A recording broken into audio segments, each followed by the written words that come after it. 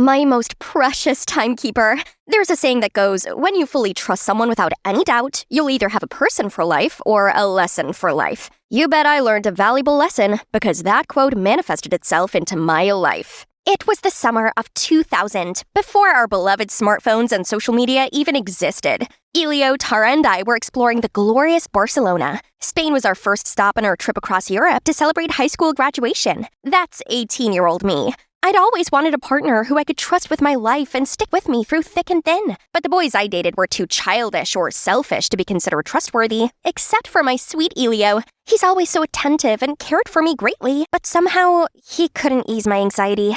At the beginning, I wanted us to have a couples trip, but then I decided to have my only friend Tara join us, just to be safe. My treat, of course. Only Tara stayed friends with me after many other greedy leeches tried latching onto me for my family's wealth. Sure, I got you, girl. I was thinking you might just chicken out without me. Ha ha ha. She knew me too well. And so our journey began. Why Barcelona, you asked? Because I wanted to connect to my Spanish roots since my grandparents met, then got married over there. Hopefully, Elio and I would be just like them. After weeks of sampling Michelin restaurants, 5-star hotels, and high-end nightclubs, we visited Las Ramblas Market, and so did dozens of other tourists. Ugh, are they not seeing me intentionally? I can't suffocate between sweaty people, so I let us out of the crowd. Here comes fresh air. But hey, where are Tara and Elio? I reached for my phone and suddenly remembered that Elio had my handbag. My whole life's in there. My phone, my money, my passport. Ah, police! Officer, please help! I'm lost and I don't have my documents on me. But why did they keep dashing their gaze to me, then to each other? Oh, they understood me. Then they signaled me to follow them, probably to the police station. What? This is a hospital. They think I'm nuts? No, this isn't happening. What do I do? Excuse me, you need help? That snapped me out of the panic attack. I turned around and saw 2 male supermodels. My. Hang on, time and place, Michaela. Turns out the guy who just approached me was Guzman. He's quite fluent in English and very friendly. Meanwhile, the cold one was Manu, who seemed to be watching me like an alien. I told him about my situation, then they led me to the U.S. Embassy. Luckily, they stayed to help me talk to the embassy staff, who I totally believe is the sloth from Zootopia in disguise. One eternity later, they said they'd help me find Elio and Tara, but it'd take several weeks. Ugh, that's it? What about me? I already told them I had neither money nor a passport, right? Where do I stay? How would I survive? Right then, Guzman offered me to stay at his place and work at his family's restaurant in the meantime. Huh? Isn't that too generous to a stranger like me? These 2 beautiful and helpful people could be baits, but without any other option, I had to cautiously follow them. This was the first time I ever had to be on my own in a strange place, and the fact that their home was an old, slightly shabby restaurant didn't help. Mr. and Mrs. Rios, the owners, aka their parents, welcomed and fed me. I wasn't sure if the food was poisoned or not, but my rumbling tummy convinced me to blindly trust them for now. Then they showed me my room. That's nice. Perhaps a bit too nice, especially to a complete stranger. Am I gonna get kidnapped like when I was 5? If it wasn't for my bodyguard, I'd be living in a human trafficker's wonderland now. This room's only secured by a simple slide bolt, so I used all my strength to barricade the door. With this wardrobe. Whew, that'll do it. I couldn't sleep much and got up pretty early, but it took me a while to remove my barricade and get downstairs. Scratch that, or I might give myself scoliosis. At breakfast, they asked me how I was doing. I could only mutter a few Spanish phrases from school and prayed for my Spanish ancestors' assistance, while their replies were too fast for me to comprehend. Besides, it sounded like they used a different language to communicate. Sensing my confusion, Guzman explained that people in Barcelona speak Catalan in their everyday life, not standard Spanish. Oh, right. Suddenly, I felt so alone among them. Unsurprisingly, when they opened, I was assigned dishwashing duty and organizing the storage room because I didn't speak any Catalan. Back home, I had maids and servants pick up after my every step. Literally. So working here was torture. Not to mention the hot weather here was draining me. My slow pace earned me Manu's glare, his annoyed frown, or sometimes a few words that I'm sure weren't very nice. Fortunately, Guzman was there to be the usual comic relief. I'm sorry, I don't know what I'm doing. De nada. You're doing your best, girl. Don't worry about that grumpy cat. Still, Manu was just one of my many problems. Everything seemed confusing, from how they tell the time to the metric system. Not to mention, mealtimes in Spain were always somehow 2 hours late. I swear, I almost blacked out from hypoglycemia the first few days. But today, Manu suddenly demanded I take a table's order. Maybe they sensed my nervousness, so they pointed at the dish they wanted from the menu. Gazpacho and pesto pasta? Got it! Call me Bear Grylls. Improvise, adapt, overcome is the way to go. A while later, I was just vibing in the kitchen when I heard a commotion outside. I ran out and realized the customer from before was coughing violently. What's happening to him? I saw Mr. Rios ran up to his date, asked a few questions, and checked his half-eaten pasta. His face suddenly turned pale, and he immediately called an ambulance. Michaela, did you, by any chance, not hear that he said he had a nut allergy? Perhaps. He told me his food should be nut-free because he's allergic, but that went over my head. Thank God the ambulance arrived on time, so he was okay. Still, Mr. Rios had to apologize, and that meal was on the house. And me? Manu gave me a piece of his mind. Why is he angry at me? He knew I didn't speak their language, yet he made me take their order. I wish I spoke Catalan so I could fire him instantly. Guess I'll have to fire him myself. Adios! I was walking around aimlessly when Manu and Guzman found me. They said they were looking for me everywhere. Manu's awkward expression was very unlike his usual cool appearance. Sorry, you not know Catalan, I not know English. We, misunderstand. Go home, please, okay? Now I knew this guy seemed cold only because he didn't speak English. Seeing their sincerity, I followed them back. But will I ever return home? What if I'll never see my friends and family again for the rest of my life? The next day, I went to the U.S. Embassy and received shocking news. Elio and Tara not only had already left Barcelona, but Spain. A week ago. Why didn't you inform me immediately when you found them? Oh, we were gonna do that tomorrow. They're gone anyway. What's so funny about that, you moron? Never mind. Burning this place down wouldn't solve anything. My world had already collapsed. What did I do to deserve this? Why am I surrounded by cruel people? My paranoia was proven right once again. I can't trust anyone but myself. I relayed the news to the Rios and asked if I could live with them longer. They reassured I could stay as long as I needed. They can't reach you now either. They couldn't have abandoned you. Maybe they were looking for a way to help you. Chin up, Queen. Your tiara's gonna fall.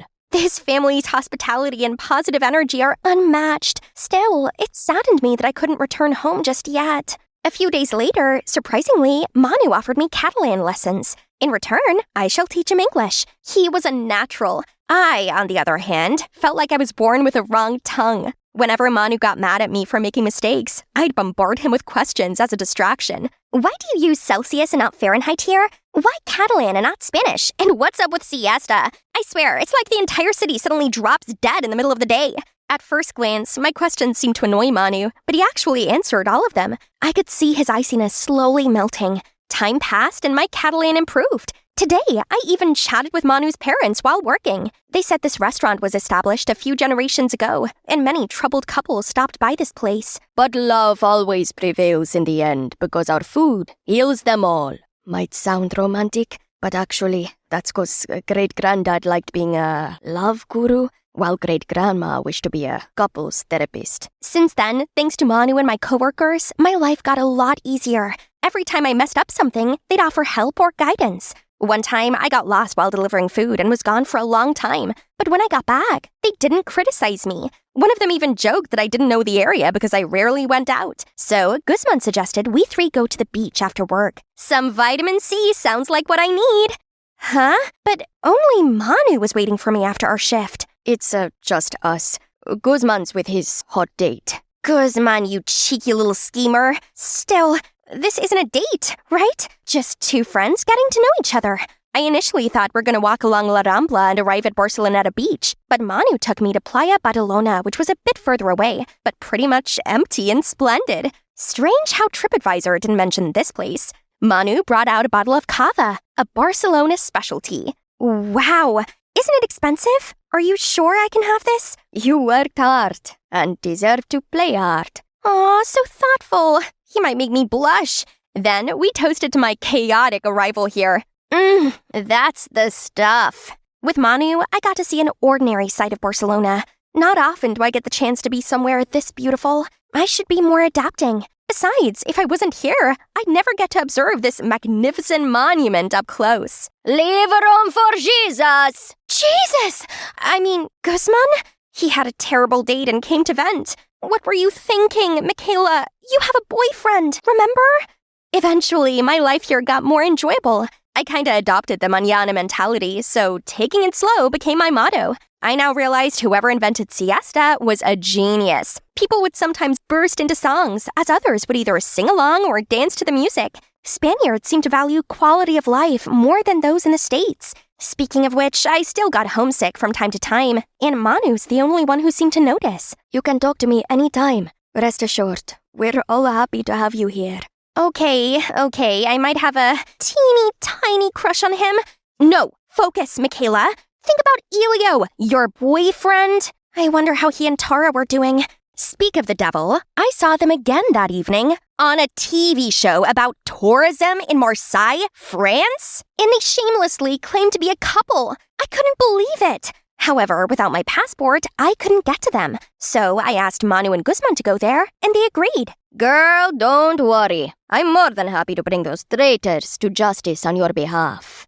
No matter what had happened, I'll be eternally grateful to them. My guardian angels. They returned after a couple of days with my stuff, but Manu said those two showed no remorse as they put all the blame on me. The moment I saw them, I knew those two were beg-bucking. Trust me, honey, they're penniless. But I still had questions, so I immediately called Tara, and chaos ensued. Tara said my paranoia and stubbornness tired her out, as they did Elio. We kept it to ourselves all this time because we didn't want to hurt you, but actually, it felt like a relief to not have you around. Did you know that we bonded over shared trauma?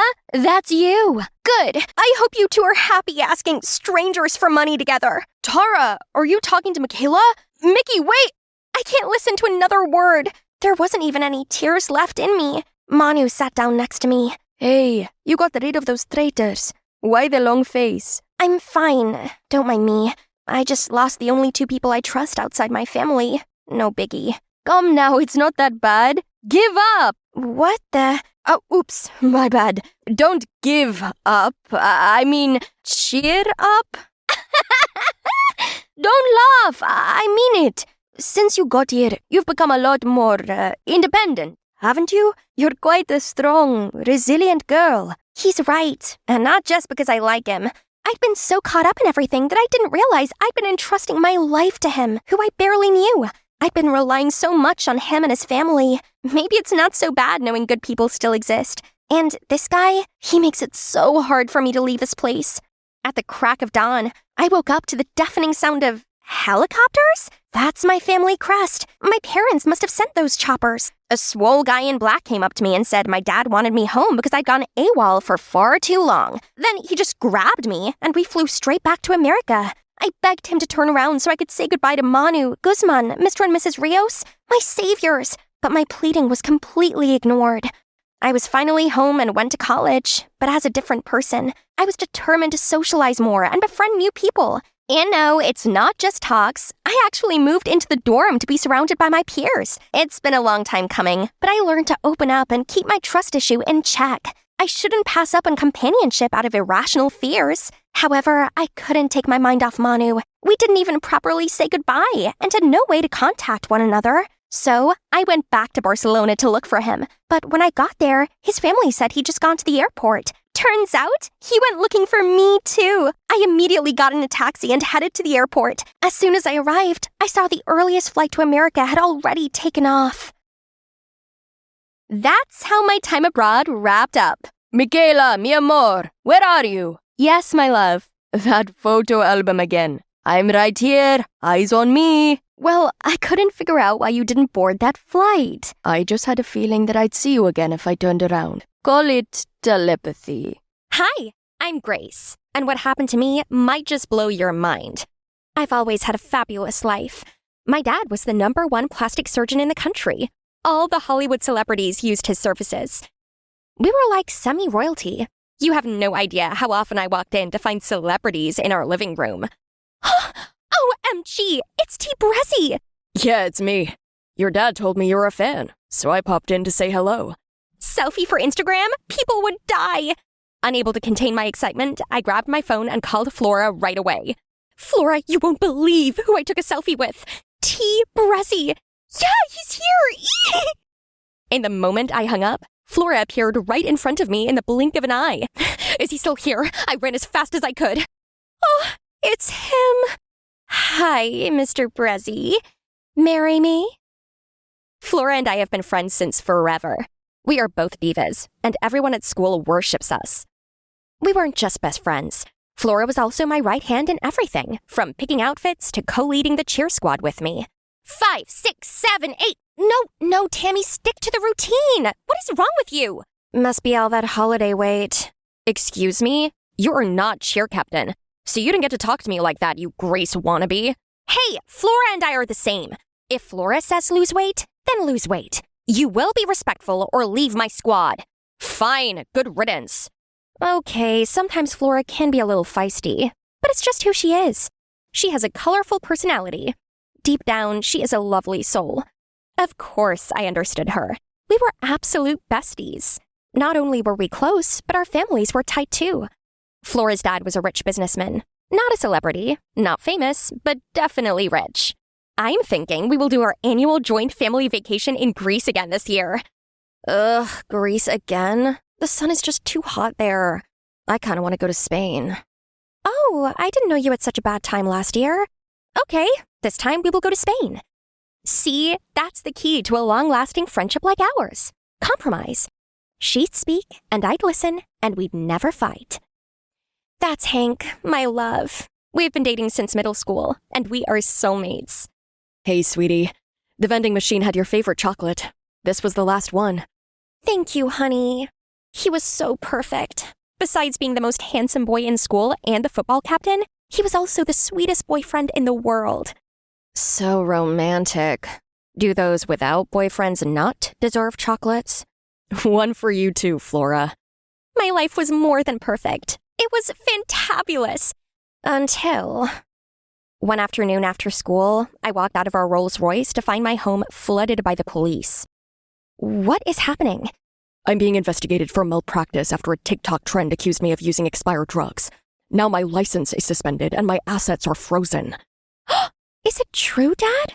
Of course not. I've practiced for almost 20 years and I've always been professional. What are we going to do, Dad? My life crumbled to dust that random afternoon in May. The whole world was shunning my family, except the press. Celebrities who used to hang out at my house were putting out disclaimers and distancing themselves from my family. As soon as Flora heard the news, she came straight to my house. How can anyone believe your dad could do stuff like this? This feels planned. Thank God we're not getting kicked out of this house. Thank you. It means the world that you believe me. Gosh, I forgot about practice for the upcoming big Spring Fest. That's right. I've been out of school for a week now, and I wonder how the squad's been managing without a leader. Actually, I am the cheer captain now. I'm only holding on to it till you come back. So sorry I didn't tell you. It's okay. I'm happy the squad is in great hands while I get better. The shame was overwhelming. I skipped all the spring break activities and delayed school for nearly 2 weeks. I just stayed home, scrolling through my friends' updates on Instagram. I texted Flora and Hank, but neither replied. Maybe they were just too busy with all the events. After the break, even though I wasn't ready, I had no choice but to return to school. I wouldn't let gossip scare me. This was my kingdom after all, and I still had Flora and Hank by my side. Hey, Flora! Ready for cheer practice today? Grace?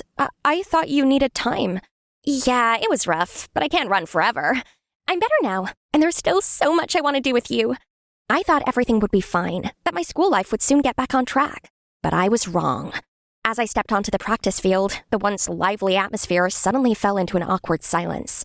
Hi, squad! So happy to be back. I saw the routine you guys did at the Spring Fest. So dope. Can we run it back? Like to change some stuff. Grace, we had an emergency meeting, and everyone wants me to stay as cheer captain. Their parents don't want them around someone like you. What does that even mean? Who said that? Say it to my face, you coward! I couldn't understand why I was being treated like I had a contagious disease. I did not deserve this! But what hurt most was my best friend doing a full 180. Instead of taking my side, Flora suddenly acted cold and distant to me. I walked down the hall, weighed down by sadness. I reached for my phone to call Hank, hoping for comfort. Just as my fingers hovered over his name, I looked up, and there he was, already walking toward me. Grace? Baby, I've been calling you. Today has been a nightmare. Yeah, I heard you raged out like Hulk. The squad is terrified. What? Grace, the team feels you should step back for a while. Why were you so heartless when I got kicked out? I just think you are unstable right now. Unstable? That word pierced my heart like 1,000 needles. My life was falling apart, and my boyfriend thought I was unstable. I looked over at the table where Flora and the other cheer squad members were sitting. Those old friends of mine still looked so happy without me. I stood there, unsure where to sit, until 2 people came over and invited me to join their table. Thanks for caring about me. You both look familiar. I'm Theo, and she's Lynn. We've been in your class since middle school. That's embarrassing. You are a snob, and you only talk to popular people. She didn't mean it that way. Lynn is autistic. She has 0 filters. I don't think your dad is guilty. I followed the case. Something doesn't make sense. I'm working on it. She also thinks she's a detective. Because I am. How do you feel about Flora and Hank?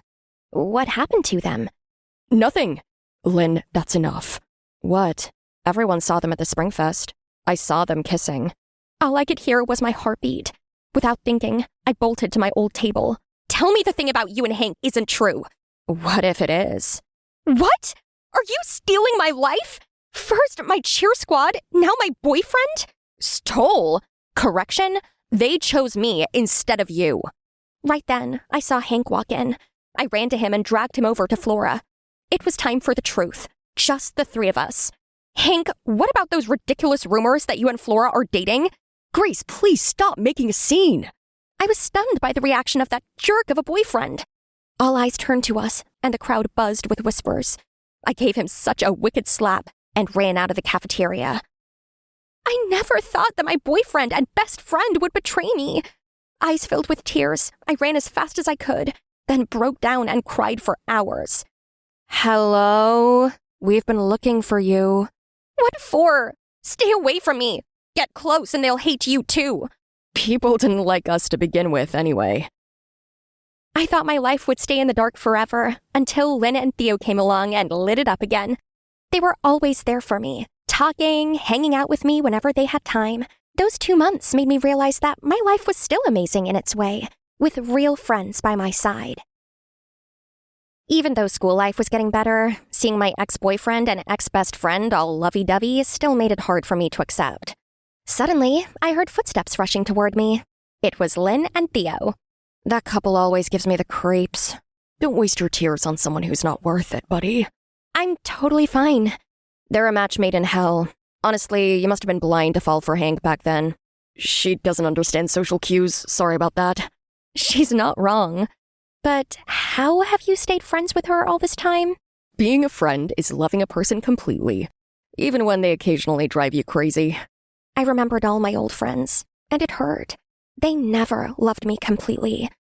Then they invited me to volunteer at a soup kitchen, promising it would be super fun. And of course, how could I possibly escape Lynn's daily persuasive speeches? So I agreed. I mean, I had nothing better to do, and trying something new might just help time pass a little faster. And the soup kitchen? It was greater than I could imagine.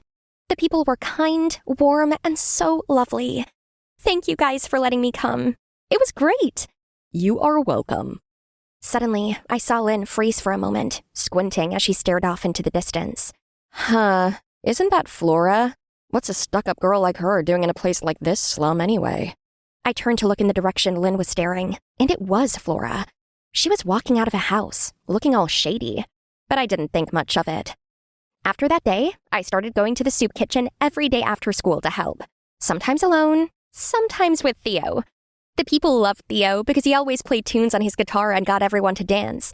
It was so shocking that I had never noticed such an amazing guy in my class all this time. He was handsome and smart and witty and... Oh, no, I can't think like that. He is just a friend. Prom was right around the corner, and we were going as a trio. Prom king and queen were so obvious. and I prepared myself for heartbreak when I would hear their names. But then something unbelievable happened. On the prom night, we were dancing and trying to have fun when Lynn burst in. I knew it! I told you your dad was innocent! What? I tracked all the tweets about your dad. All 563 of them were coming from the same address. So I went there and boom! It's all fake. The videos, all AI. At this point, everyone was listening to Lynn. Someone even turned off the music. But my dad doesn't have enemies. Who would do that? Your dad doesn't, but you do. And I know who did it. Remember when you saw Flora sneaking out of that shady house? I had a hunch, looked into it, and nailed it. Turns out, she paid the guy living there to make fake videos to ruin your dad. I would never go to that part of town, you crazy girl. I confronted him, warned him about the legal consequences, and he confessed everything. All the recorded evidence is saved right here on my phone. The moment Lynn finished her sentence, Flora lunged forward, trying to snatch the phone from her hand. That only confirmed her involvement in all those awful actions. She used to be my best friend. How could she do this to me? Why? Weren't we friends once? You wish. Don't act like a victim. Perfect Grace gets the best life, the best boyfriend, and celebrities come to her birthday. I just needed to humble you. You destroyed my family just because you were jealous? I wasn't jealous. I hated you. Flora's confession left everyone speechless, and then she exploded, throwing things in anger. She even kicked and screamed till security carried her out. I deserved your life! I hate you! Absolutely insane. Out of nowhere, Hank showed up and walked over, pretending to care about me. I never thought Flora would be like that. Grace, the only one I've truly loved is you. Can we get back together? At that moment, all I felt was a chill looking at that fake face. Thankfully, Theo stepped in and helped me get away from that jerk with ease. I eventually found out Flora had serious mental health issues. Her family knew about it but kept it hidden, afraid it would bring shame to their name. Flora refused to admit it or get help, which only made her spiral further. But now, she has to face the truth and take responsibility for what she's done. After the last prom ended in chaos and got cancelled, the school decided to hold a new one so we could experience it properly. Look on the bright side. You lost fake friends, but gained 2 real ones. Though I might become a third wheel for you two soon. What? No, we just... Come on, you two. Be honest with yourselves. The whole room went still, all eyes on us, and I felt so awkward. Theo smiled and suddenly pulled me into him, then kissed me. For a moment, the world faded, and it felt like I had stepped straight into a scene from one of those romantic TV dramas. Yay! My best friends are in love! Woohoo! My dad was vindicated, and everything was restored. Flora was checked into a mental institution for behavioral problems. My life went back to normal, but this time I had friends who actually loved me, and I spent all my spare time helping poor people. Never let betrayal steal your faith and kindness. Good people are all around us, ready to help us heal. But instead of waiting, be the one who gives first. Kindness given always finds its way back, often in ways you never expect. Hi, I'm Chloe from LA, and no, I wasn't always this fabulous. I grew up poor, but with my best friend Paris by my side, I didn't feel like it. We didn't have money for dolls, so we drew our own, dressed in outfits we dreamed up after picking fashion magazines from dumpsters. This one's giving billionaire runway. Totally! When we're famous, this will be our first collection. We'll call it From Ashes to Slay. Paris was sweet, but painfully shy, in a way that made everyone want to protect her. At school, we were the broke kids. No one liked us much. But if there were an award for the most annoying bully of the century, Claire would have won it. Hands down. She was your classic rich, spoiled nightmare who made sure we never had a moment of peace. She teased, humiliated, and laughed louder than her jokes deserved. Paris shrank a little every time. Still, I kept my cool. Until our junior year, when Claire crossed a line. We were doing what we did best, when Claire decided it was time to ruin everything. Claire, give that back! Aw, how cute. You two want to be designers? Poor people can't design, honey. Let me help you get rid of this delusion. She raised the sketchbook and tore it apart. The rage hit me like a tsunami, and I lunged at her. No one could pull us apart until a teacher came. Because everyone was scared of Claire, they supported her, claiming that I just attacked her without cause, and even Paris was too scared to speak up. I was sentenced to clean 40 toilets as punishment. 40! I could be scrubbing for hours and still wouldn't be done. Everything felt so unfair. I wanted to cry. But just then, Paris appeared like an angel in a dark tunnel. Need help? Without waiting for my answer, she started scrubbing the stall with me. She turned the chore into a fun game and happily washed more stalls than I did, even though she had missed all her classes that day. I knew she was making up for being too scared to speak up earlier. But that day, Paris was my angel. I promised myself I'd do something huge for her anytime my life turned around. What I didn't know was that her life would change before mine, and so suddenly. The following weekend, I went to her house to borrow some notes, and I saw that they were moving. Paris? What's going on? Oh, hi, Chloe. I was just about to come and tell you. My parents are super rich now. They inherited a large business from a distant relative, so we're moving to a better neighborhood. Oh, really? Well then, I'm going to miss you so much, Paris. Nah, I told my parents I'm not changing school so we can still hang out. I was happy Paris stayed at the school, but when she arrived, it was like the royal family was making an entrance. News of her family's sudden wealth had spread. Everyone stared as she walked into school in sparkly designers, even Claire. Hey, Paris, over here! She was coming toward me when Greg, one of the most quiet boys in our class, smacked into her and spilled the juice in his hand. OMG, Greg! How dare you ruin my bestie's jacket? Get on your knees and apologize now. I'm sorry. Please, let me wipe it. Hey, it was an accident. And since when did Paris become your bestie? Since she became rich. Paris, you don't need to hang out with a poor loser like Chloe anymore. I expected Paris to reject Claire's shameless attempt to wiggle into her good graces, but what she did next shocked me. She pulled off the jacket and shoved it close to the guy's face. I don't wear filth. Either fix this without a single scratch or be ready to pay in full. Paris, seriously? It's just a stain, not the end of the world. You can get it cleaned.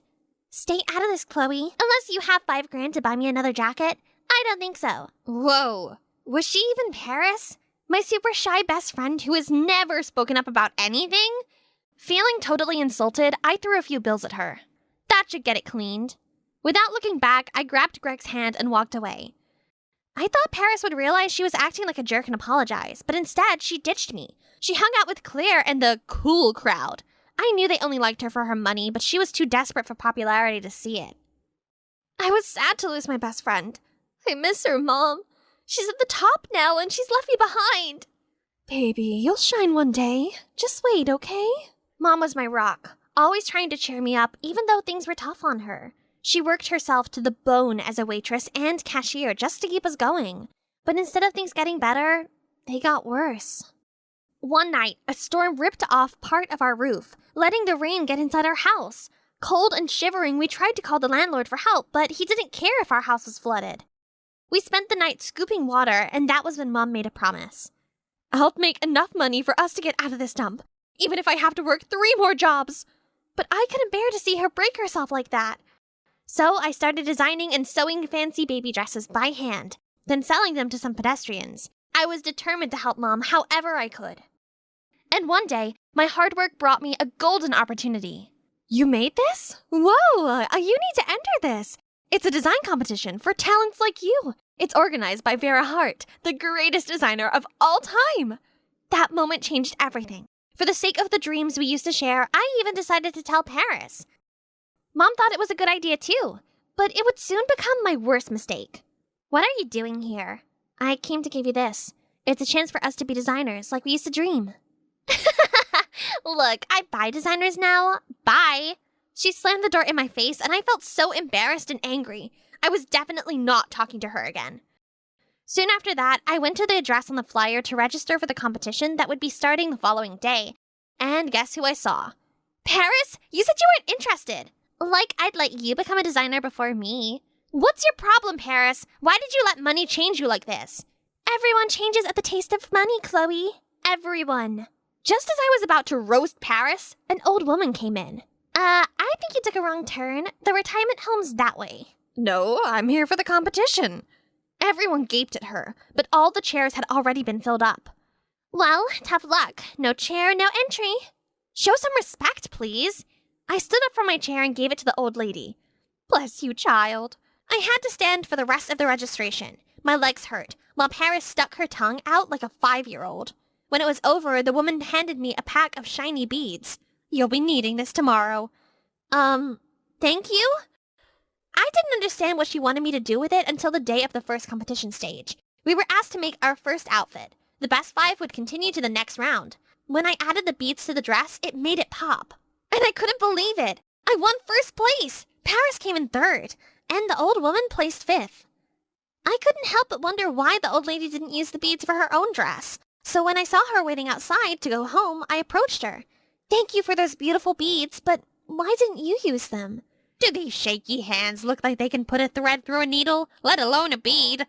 I'm too old for that stuff. Then why are you in this competition? I don't like poke-nosers. Don't worry, I won't help you again. I didn't mean to. My jaw dropped as a G-Wagon stopped before her and a guard got out. Time to go, ma'am. I could only stare. Who was this old woman with bodyguards in a G-Wagon? I didn't have time to think much about the strange woman because the competition soon boiled down to Paris and me. I was ready to give my all and win, but then something happened that threw me off balance. It was supposed to be the last day of the competition week. I was getting ready when I heard a thud. It was Mom. She'd slipped while cleaning the water from our leaking roof. Next thing I knew, she was in an ambulance. The doctor said she had broken several bones and we needed lots of money for her to heal. The time of the final competition between Paris and I arrived, but I couldn't bring myself to leave since Mom was still in the hospital. Just go to the competition, honey. I will be fine. Mom, I can't leave you like this. I know you're scared, honey, but life doesn't wait for the perfect moment. Go out there and show them who you are. And when you win this, tell me about it. That will make me feel better. Mom was right. I went to the competition eventually, but since I was so distracted over Mom's ordeal, I lost the first part. Badly. We only had one more part to go before the winner was decided. But before that, the judge announced a break. I went to use the washroom, hoping to clear my head. I needed to stay strong. Mom needed that prize money. Moments later, the old woman came in. I hadn't spoken to her since that last time she left with a fancy ride. You look beat, kid. Before I could reply, she slipped something into my palm, a tiny blade. Ruin Paris's final outfit so only yours gets to shine. Easy win. With the way things were going, it was a very tempting suggestion. But I'll win clean or not at all. Suit yourself. Then the old woman left the room with a sneer. Minutes later, Paris and I were back on stage making our dresses. I forced myself to think of nothing else but doing my best. We finished in the evening and went home, waiting for the judge's decision tomorrow morning. The next day, the judges arrived and Paris and I were asked to present our dresses. But when I unveiled mine, it was shredded like cabbage for salad. Is this a prank or what? I swear, it wasn't like this, Pete. I turned to Paris, who was struggling to hide a smile. Paris, you witch! You did this! I didn't do anything. Oh, yes, you did. Everyone turned to watch the old woman walk in. I now proclaim Chloe the winner of this competition. Wait, what? Why was she announcing the winner? Who was she? Someone please take her to an old people's home. She's losing. Gasps echoed as the woman suddenly straightened, tossed her cane, and pulled off her wig and shades. My jaw dropped. It was her, the most legendary, mysterious designer in the world. Vera Hart? That's right. I've been searching for a successor with skill, but also compassion. You're talented, sure, but you're arrogant and selfish. You didn't think twice about tearing someone else down to stand taller. But Chloe, even when she had an excuse to cheat, she didn't. That's real strength. I was amazed to discover that the blade stuff had just been a test. The crazy old lady was the icon we all admired, and she chose me. Vera handed me a check for $1 million as the prize for the competition. Best part? I'd get a personal mentorship from her after school. With some of the money, I paid Mom's hospital bill, got us a cozy new home, and stashed the rest in the bank. I wasn't touching another dime until we had a rock-solid plan to invest it. When I returned to school, I showed up in my favorite thriftwear, but somehow everyone knew I was rich, so I wasn't even surprised when Claire hugged me like we were BFFs. Look who is a millionaire now! So what's the first thing on the list? Shopping, party, designer clothes? I was just about to shove her away when I saw Paris curled up in a corner crying. Paris, what happened? Apparently, her parents blew their business since they were spending like idiots. They went bankrupt, and now they are back to square one. I just gave her a small welcome back to poverty. I wanted to explode in my anger. Why are you laughing? I thought she was your friend. Was, not anymore. You're my new bestie, Chloe. I'd rather have a pig as my bestie. Claire glared at me and left. Then I sat beside Paris. Chloe, I'm really sorry. When I learned that my parents had gone bankrupt, I was desperate to win. So I agreed to ruin your dress when Vera Hart suggested it. I'm so ashamed of myself. I'll admit, it wasn't easy for me to say no either. You deserved that win. Every bit of it. Can you forgive me? The memory of Paris washing dirty stalls beside me flashed in my head. Despite everything, that moment stuck. Well, I'm not touching that money for at least the next 5 years, so if you're saying sorry just to get a piece of it, you'd be disappointed. Thank you. I missed you, Chloe. I missed you too. Never forget the friends who stuck with you when things were rough. Those are your real friends. And hey, spend money wisely. I had no idea where I was. What? Was I a goddess? What's going on? What's happening to me? Or had I finally become the monster everyone said I was? Voices rise around me, voices I know too well. No man will ever want a girl that big. She looks like a freak. I clutched my ears, but the voices only grew louder. Then the pavement beneath me began to crack. I screamed as the ground gave way, and I plunged into darkness. Hey, I'm Bella, and that dream where I was a giant terrorizing the city, that's basically my reality, minus the stomping. I have always been freakishly tall, standing out wherever I went, and always getting mocked by classmates. Yo, she's gonna hit the ceiling fan one day. More like taking down a plane. How about I take you down instead? My teacher turned me into an unpaid board cleaner because I was the only one who could reach the top. And every day I just kept growing. By the time I graduated high school, I was 6'5". No one knew how painful growing up this fast was. But the worst part was getting roasted by my own parents. Oh, Bella, why did you grow so tall?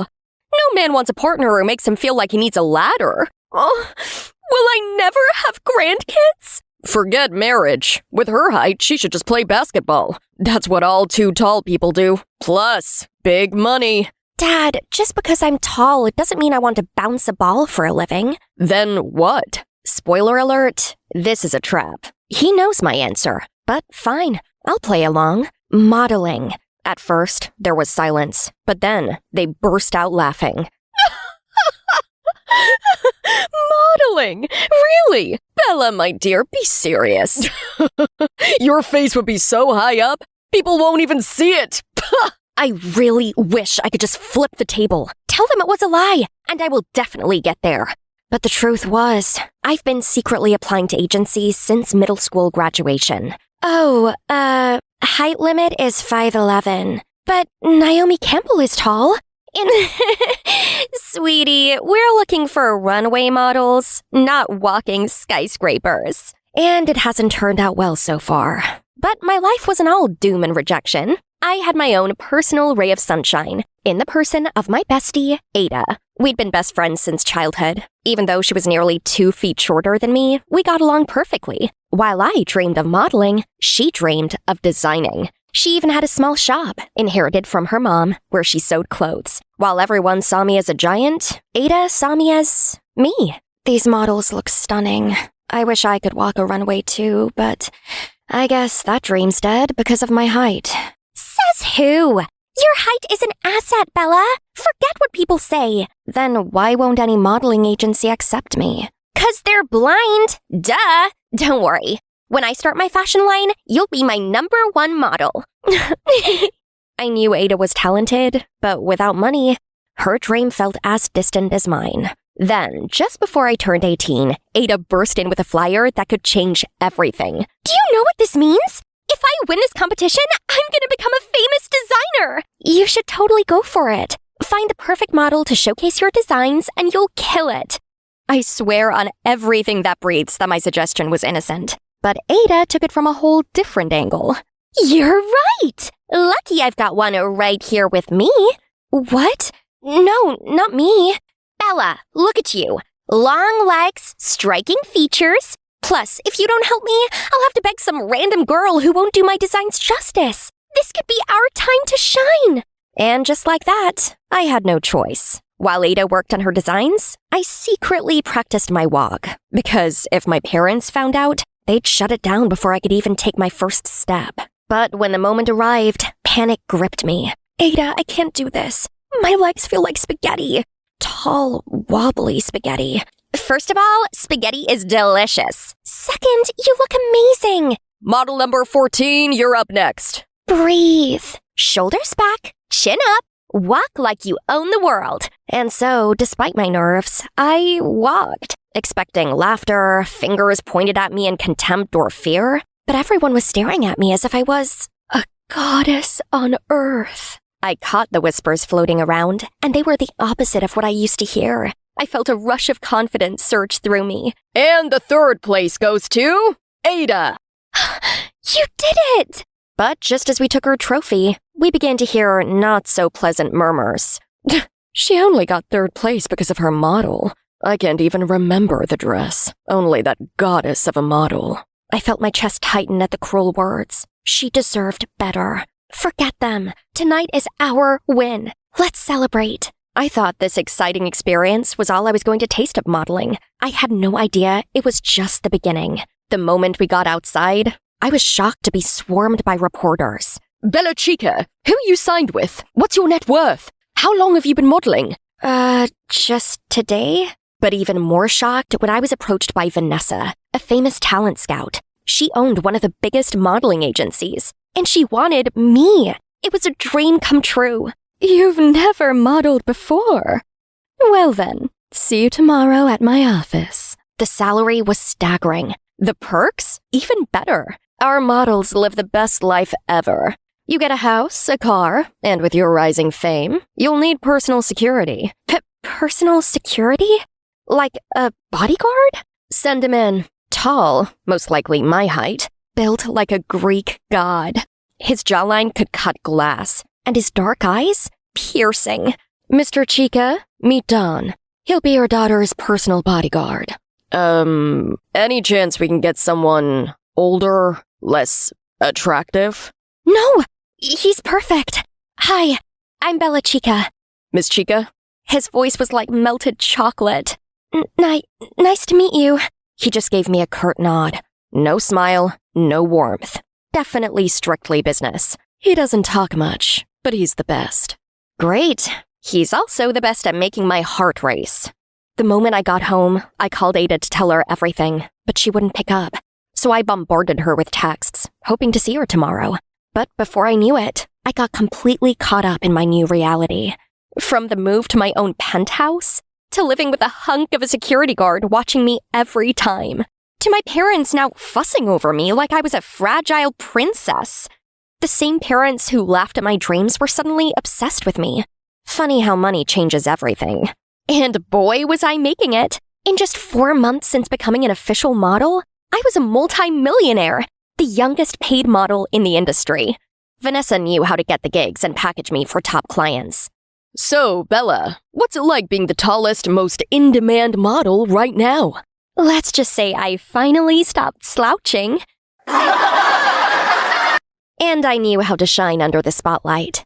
But I never forgot who helped me get here. Bella, your new home is amazing! And that guy at the door? Phew! He's just your height and drop-dead gorgeous. Yeah, that's my bodyguard. What? A bodyguard. And Ada, he's fine. Oh my god! How do you live with that hotness and not combust? He's so serious. He barely even looks at me. Anyway, I'm happy for you. I just wish I had something exciting to share too. Since that competition, nothing. No calls, no clients, nothing. I'm turning 18 next week, Bella, and I have nothing to show for it. Just then, my phone rang, and I picked up the moment I saw the caller. Hello? You're done? Oh, the meeting is today? Shoot, I totally forgot. I'll be there at 9. Look, don't give up, okay? I'll come over to your place tomorrow, okay? Yeah, okay then. You probably think I'm being a jerk. Like I've been ignoring my friend now that I've risen to fame. But that's so far from the truth. I thought about Ada every day. She got me here, and I owed her everything. That's why I spent every dime I made in the past 4 months secretly preparing to launch our fashion line. Tomorrow, on her birthday, I was going to give her half of everything. I could already picture her face lighting up. But the next day came with a horror that robbed me of reasoning. You silly thing. Couldn't even last a year before letting fame rot your brain, huh? Madam Vanessa, what are you talking about? The viral videos of you circulating around? You've ruined my image! I immediately checked out what she was talking about, and my blood ran cold at the shocking caption. Bella Chica exposed. Arrogant and cruel? No, this had to be a digitally altered version of me. Honestly, short people are so pathetic. They should stick to carrying my bags. The comments section was a war zone. Wow, I used to love her. Unfollowing. Always knew she was stuck up. Boycott Bella Chica. What? In the freezing fudge? Just then, Don burst in too, his phone in hand. I knew what he was about to say before he said it. We have a problem. There's a video. This isn't real, Don. I never said those things. I know. You do? When I first met you, I thought you were going to be just another spoiled celebrity. Arrogant, entitled. But for 4 months, I've watched you. I've seen the real you. You're down to earth, you work hard, and opening a business for your friend as your first big move? That's not something the kind of person in this video does. A wave of relief washed over me. Don believed me. It gave me an inner power I needed right then. But Vanessa bought the lie. And my fans... My head was so full with confusion, it was fit to burst. Worst of all, my parents began calling me too. You're all over the news! Why would you say such awful things? All your brand deals are probably gone. Do something. Frustrated and confused, I felt something snap. I did something. I built this. Me, with my best friend's support. And now it's all being ripped away because of some sick lie you have once again believed without question. And you? You're only worried about your pockets? There was a moment of silence when I thought I had talked some sense into them. But then... Call us when you fix this mess. How about never again? I felt so angry and hurt and betrayed. What had I done to deserve this? Who was doing this to me? Get dressed. We're leaving. To where? Aren't you returning to Vanessa? I think I'm fired, you know? Let's fix this. We will prove it isn't you. Let me help. Seeing his determination was all I needed to rebuild mine. I was not going down without a fight. He took me to a place that looked like where bad deals go down. Dawn! I was wondering when you'd show up again. And you brought company. Bella needs your help. Oh, I know who she is. Bella, the internet's most hated woman right now. Cut it out, Dex. It's fake. Fake? Seriously? Even I was convinced. AI-generated deepfakes at that level? Someone really wanted to sabotage you. Can you prove it? Watch and learn, Princess Legs. Princess Legs? Ignore him. I thought we would be there forever, but after just a few minutes... Whoever did this wasn't just some internet troll. This was pro-level sabotage. They manipulated your voice, mapped your facial expressions, and even altered the lighting to match actual footage of you. But they got sloppy with the metadata. Meaning? Meaning, I can trace where the videos were first uploaded from. A map popped up on the screen. A single location flashes. Atlanta, Georgia. An IP address, a home address. And my stomach dropped. No, that's not possible. Who is it? It's Ada's address. My best friend. Ooh, that's gotta sting. My mind was spinning. Ada did this? I confronted her right away. Bella! Don't say my name like we're still friends. I defended you.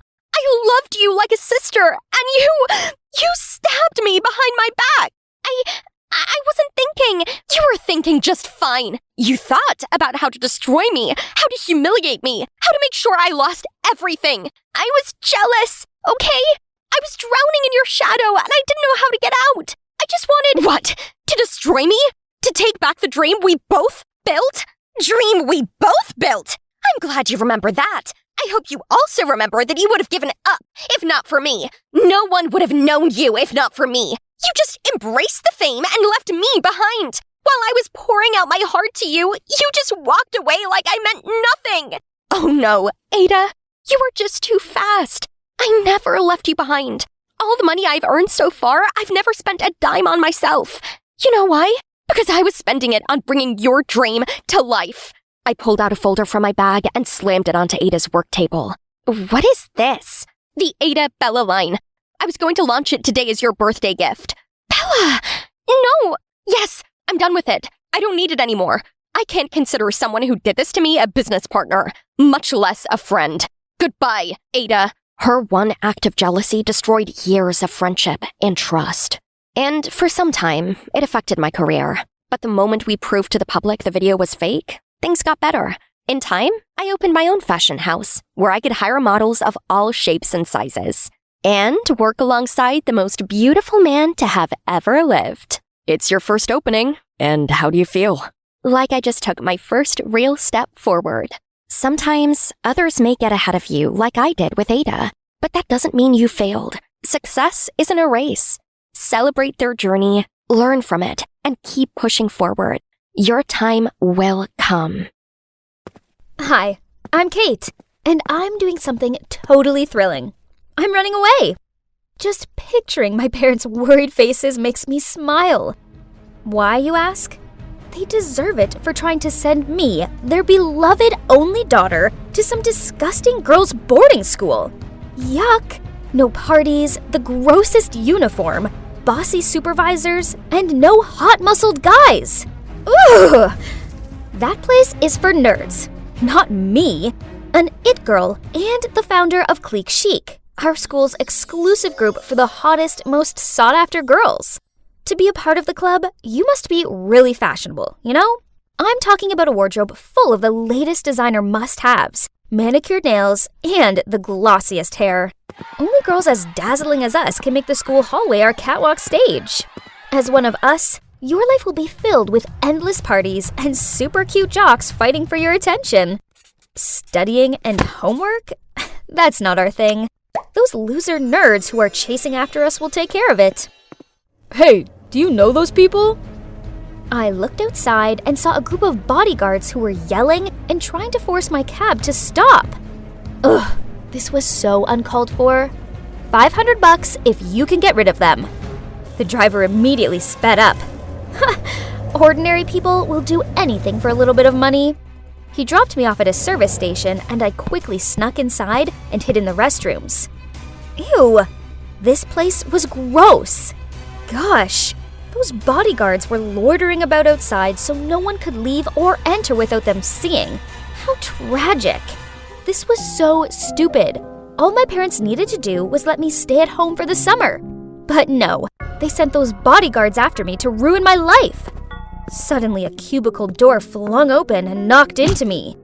Ouch! Are you blind? What are those glasses even for? I'm sorry. The girl quickly apologized, then she bent down to pick her fallen stuff up. But when she looked up, I gasped in shock. Holy guacamole! What in the world? She looked exactly like me. I mean, at least her face did. Her style was disgusting and old-fashioned. Ew. But given my dire situation, I came up with an amazing idea. Okay, so this is weird. Do you want to make some money? And I mean a lot of money? She gave me this dumbfounded look. Ew, I hope I didn't get frown lines like she did when I screwed up my face. They were ghastly. I have a really lucrative job for you. As you can see, we have similar faces. Freaky, but fortunate. So I need you to pretend to be me and live my rich life for a month or two. Here's my Twitter account. Just skim through it. You can learn everything about me there. It should be enough for you to play the part and avoid my family's suspicion. And here's your payment. I rifled through my bag and handed her the rest of the cash. Jeez, this must be a huge amount for her, as her eyes lit up like she was seeing money for the first time, and she immediately took it. We quickly exchanged clothes, and as instructed, she went outside to hand herself over to the bodyguards. Freedom! Now bring on one long, hot summer of fun. But first, I have to go shopping. Wearing these old-fashioned, disgusting clothes made me want to puke. Oh no! My parents have locked all of my credit cards! I can't even buy a soya milk iced latte now! Oof! How could my parents be so cruel? The worst part is, I had stupidly given all my cash and my phone to that girl. With no other options left, I reluctantly searched the girl's bag. A few old-fashioned clothes, some stupid books, and an unbranded lipstick? Huh? Was that all? How can people live like this? But, what's this? In her small notebook was a train ticket and an offer letter to work at Homestay Allen. So, looks like she's going there for a summer job. Hopefully that homestay has a bath with scented candles and a pool for me to sunbathe by. I need to work on my tan. I was glad to get off that flea-ridden thing and breathe in some fresh air. Now where was my ride? There was a short, chubby old man holding a board with the name Clara on it. Ah, the name on the train ticket was Clara. So this meant he was here for me? Ugh, he didn't even have flowers with him, and he could have at least combed his hair. So, turns out that's Danny, the manager and owner of the homestay. Honestly, if it wasn't for the circumstances, I would never have set foot in this stupid place. Oh, how the day got worse. Without even being allowed to rest my weary feet, Danny gave me work. Housekeeping. It was a joke, wasn't it? My nails were not made for menial jobs. Life here was horrible. I had to get up so stupidly early that it was still dark out, then clean a dozen dusty old bedrooms. After that, I would do the laundry, dry the towels and bedding, fold them, and arrange them neatly into each room. At noon, I also had to help the chef here, Anna, prepare lunch, and I was also forced to wash a mountain of gross dishes. I had never done such silly chores like this at home. Instead, they were always done for me. Didn't expect them to be this exhausting. You should put them in order, so they won't break. Ugh, where did this nosy guy come from? Are you lecturing me? I replied crankily and walked away. Suddenly, oh no! This was the 9th time I'd broken stuff since I'd arrived here, and that wasn't counting my poor broken nails. I quickly bent down to clean up, but ouch! I cut my finger on one of the pieces. The guy quickly ran over and bandaged my wound. Bond, that's my name. Huh? What's this? Did he just wink at me? My heart was pounding. I mean, he was cute. Yeah, he was really cute. I'm Clara. Go do something else. Leave this to me. Realizing that I'd been staring at Bond for a while, I hurriedly got up and rushed to the kitchen. Nice to meet you, Clara. I'm your new colleague. Well, that's not so bad. At least I have someone to share my workload with and to chat. The next morning, I was cleaning the floor, half asleep, when Bond came over, put an AirPod in my ear, and winked at me. Imagine you're dancing. Then you won't feel so tired anymore.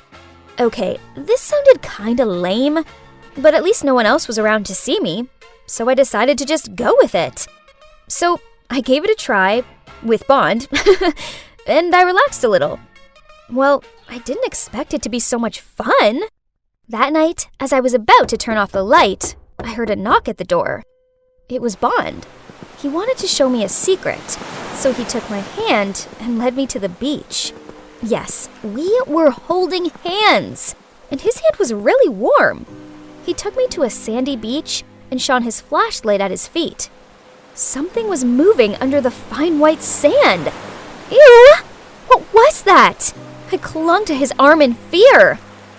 Aw, little turtles, I exclaimed as they slowly emerged from under the sand. Yes, they're cute, aren't they? Let's give them a hand. They have to get to the sea before dawn. I hesitated because I thought this was so stupid.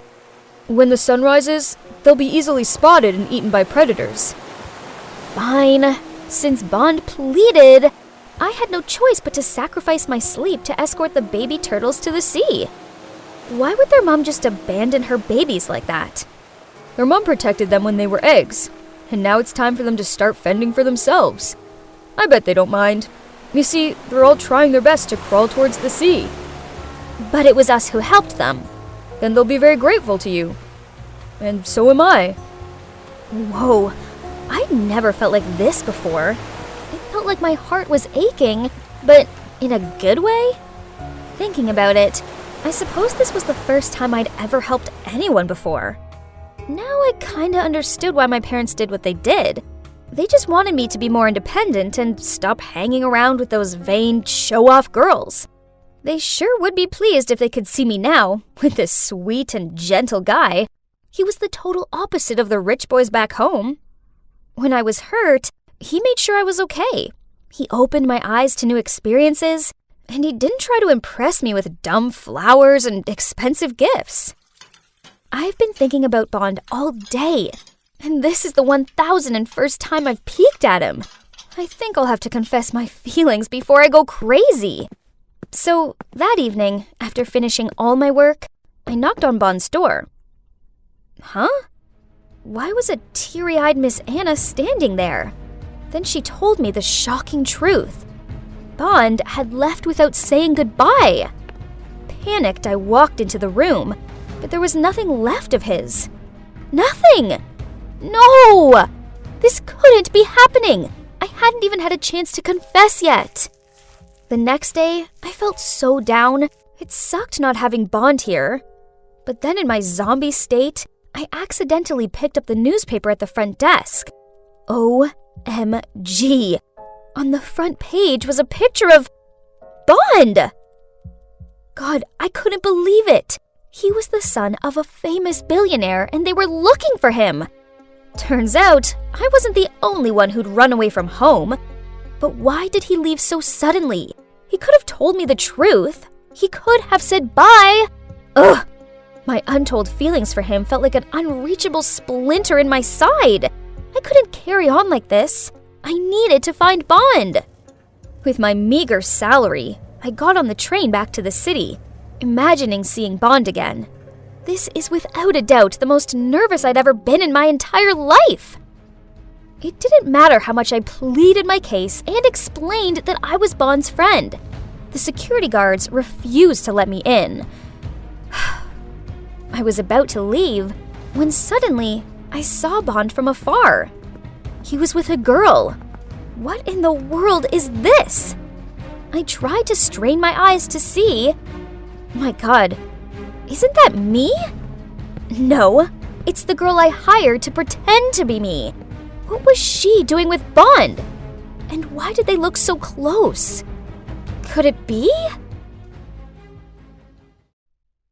Yes, it's me, Kate, here again. When I traded places with my doppelganger to avoid being stuck in some ghastly summer school, I didn't expect to end up penniless and having to work in some dusty old homestay. But I suppose it wasn't all bad, as I got to meet Bond. So imagine my surprise when I discovered that not only was he a runaway rich kid like me, but I also caught him hanging out with moi. Well, the other me. Ugh! I hired her to pretend to be me, not to be with my man. Looks like it was time to return to my normal life. Miss, without a letter of invitation, I can't let you in.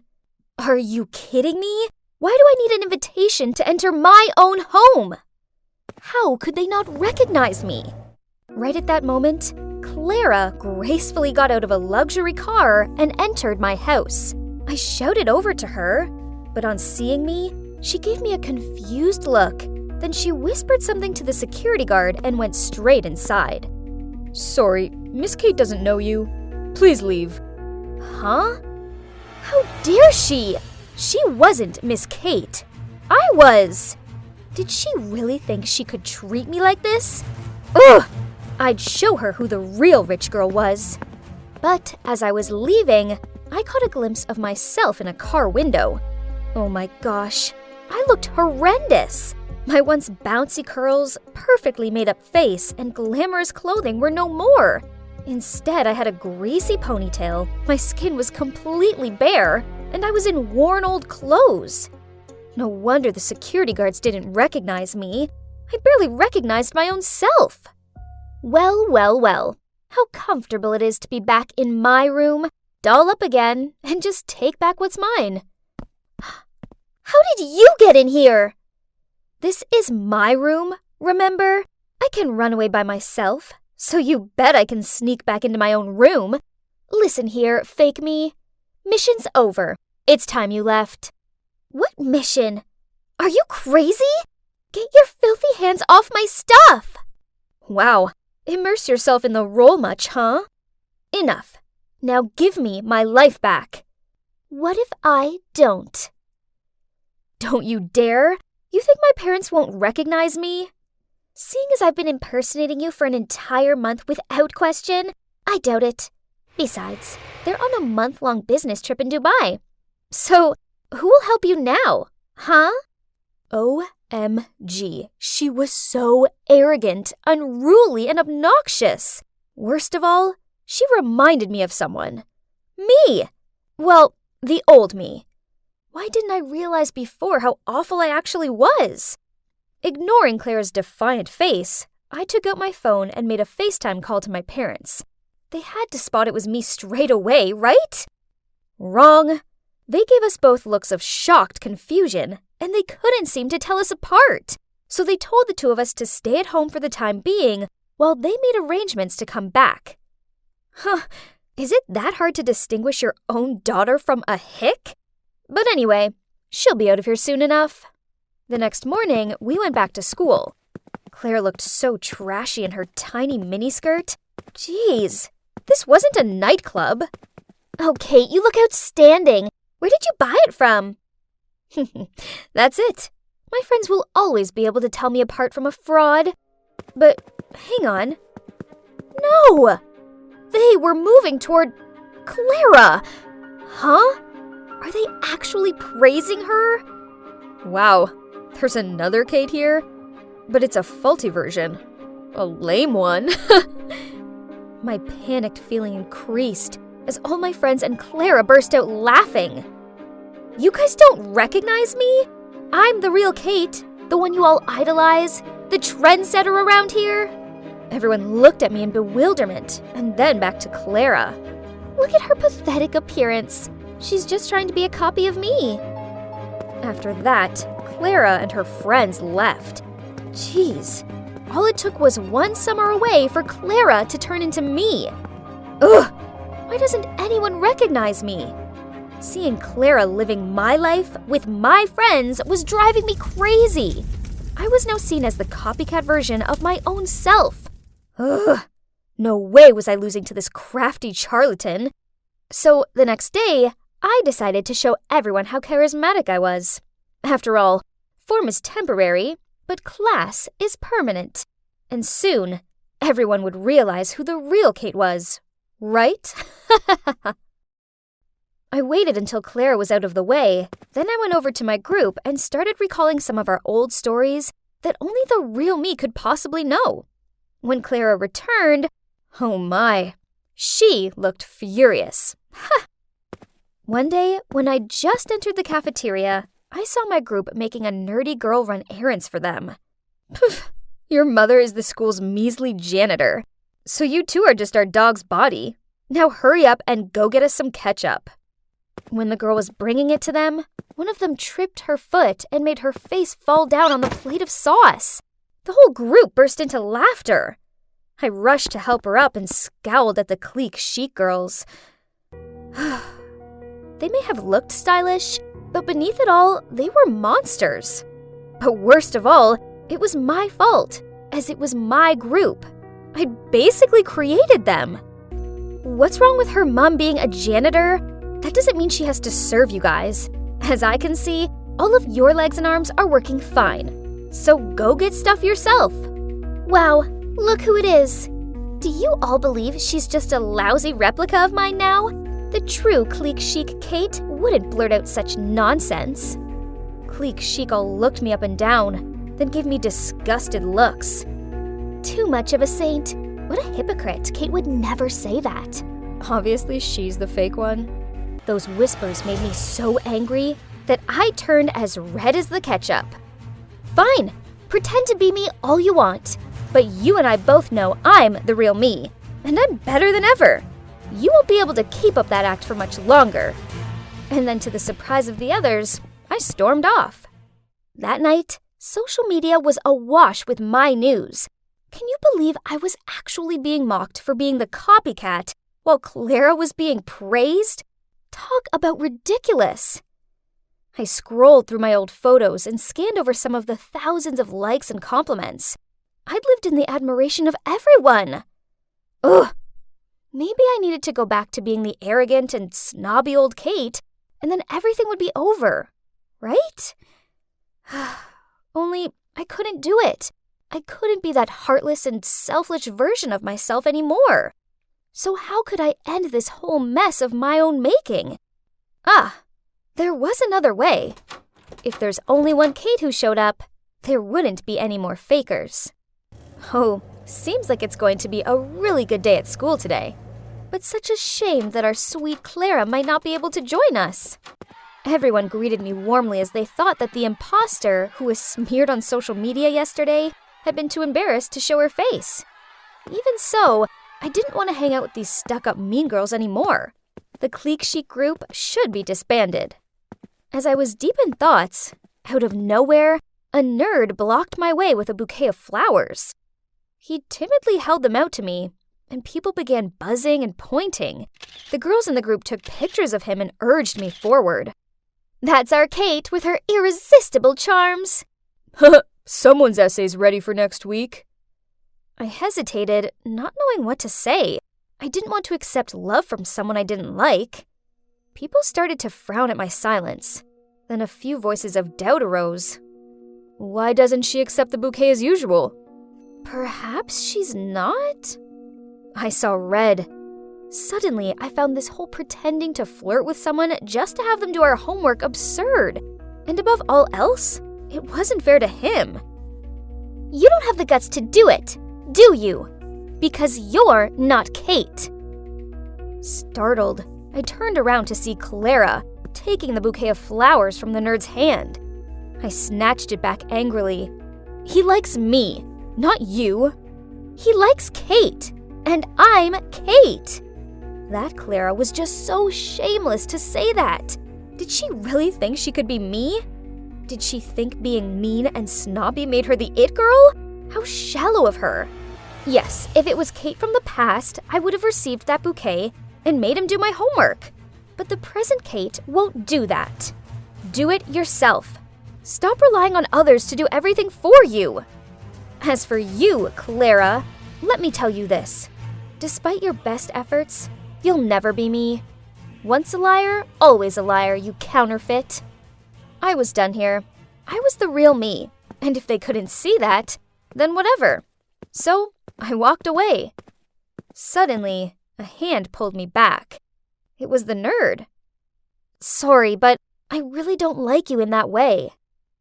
You really don't have feelings for me? Are you sure? Upon his words, he took off his wig, glasses, and the mole on his face. Bond? Is it really you? I was so shocked that I couldn't believe my eyes. Bond handed me the bouquet and said, You won't say no, will you? Of course. How could I say no? I led him to an empty classroom to talk. Why are you here? And what's with the disguise? After I left the homestay, I went back home. My parents did what they always do, and tried to make out like money could solve everything by throwing an extravagant party. I was lingering out of the way when, to my surprise, you walked in with your family. Huh? What party? Oh, he must mean Clara. He continued. I went over to talk to you, but you acted like you'd never met me before, so it didn't take me long to work out this girl wasn't you. I was worried, so I called the homestay and they said you'd left. Determined to solve this mystery, I went to your school and found everyone was in a frenzy, as out of nowhere 2 Kates had appeared. Both of them were it girls and nothing like the homestay Kate I knew. So, in order to suss out the real one, I disguised myself. And my plan worked. As here you are. You're such a trickster! But I still have one question. why did you suddenly leave the homestay that day? So, turns out his passion for marine life led him to run away from his disapproving parents and go to a coastal homestay. Only, when he realized from the newspaper that his parents were looking for him, he didn't want to get the homestay into trouble, so he returned home. You should have at least said goodbye to me. I was so down when you left like that. Did you know that? Kate, I'm truly sorry. I never meant to upset you. Actually, I'm kinda crazy about you.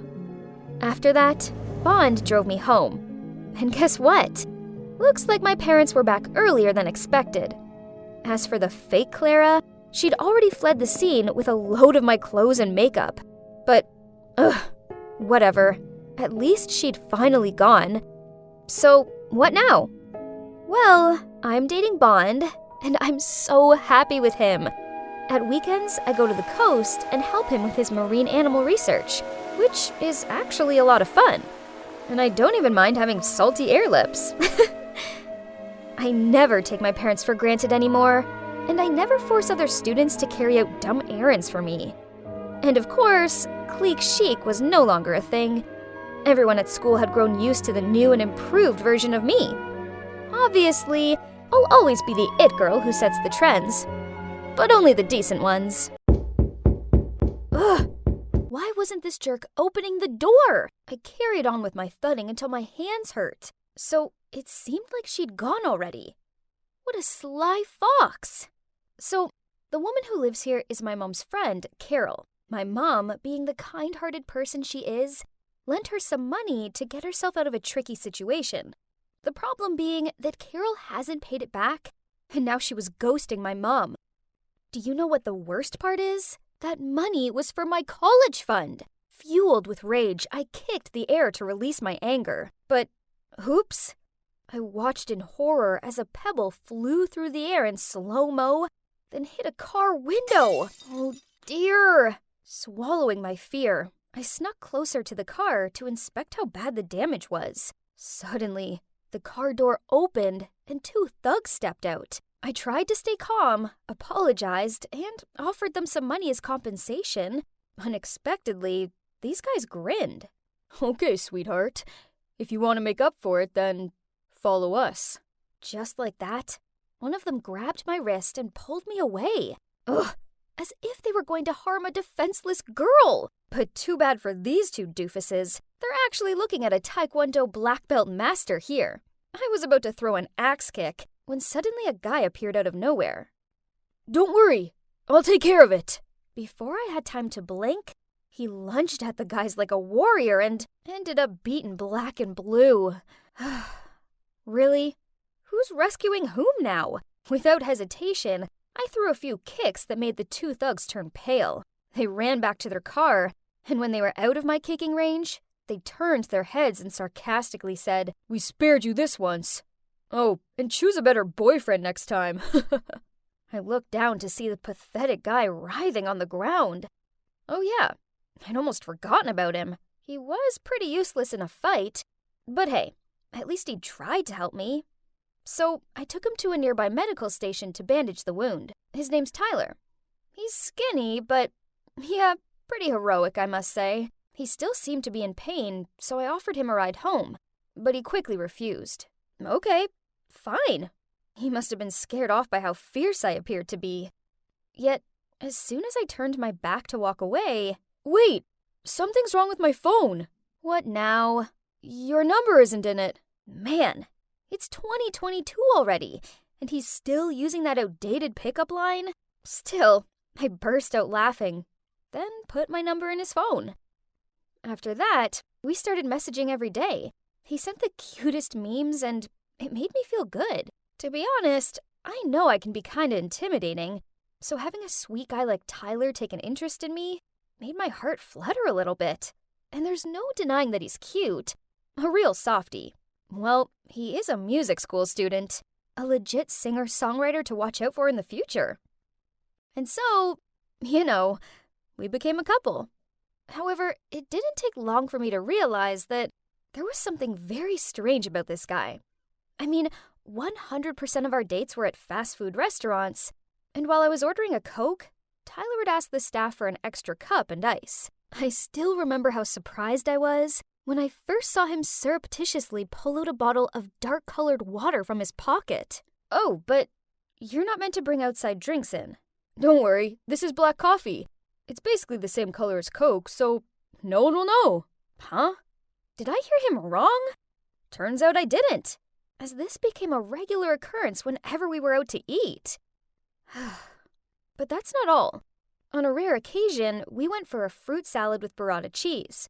I almost choked on my food when Tyler took out a container of yogurt and tipped all the fruit on the plate in it. Well, and here comes fruit yogurt, but I'll put it away for later. It's not so right to eat this here, isn't it? Then one day, when it was our 3rd-month anniversary, Tyler said he was going to take me to this amazing French restaurant. Wow, I was so excited as he finally broke his rules. But turns out, it was just going to be another typical Tyler date. Things had gone wrong since the first minutes. When he parked up, he started searching his car for change. He even made me look down the side of the seat. Why, you ask? All 'cause the meter was $2.90, but he didn't want to pay $3 and lose a dime. Seriously, a dime! He ran off to find it and left me sitting there alone and hungry for 20 minutes. When he returned, he had this huge grin on his face as he waved the dime in my face. Oh boy, I was so mad. You're probably thinking it couldn't get any worse than that, right? Wrong. Not only did he order a starter as a main dish, but he also asked if there's a discount if he didn't get dressing on his salad.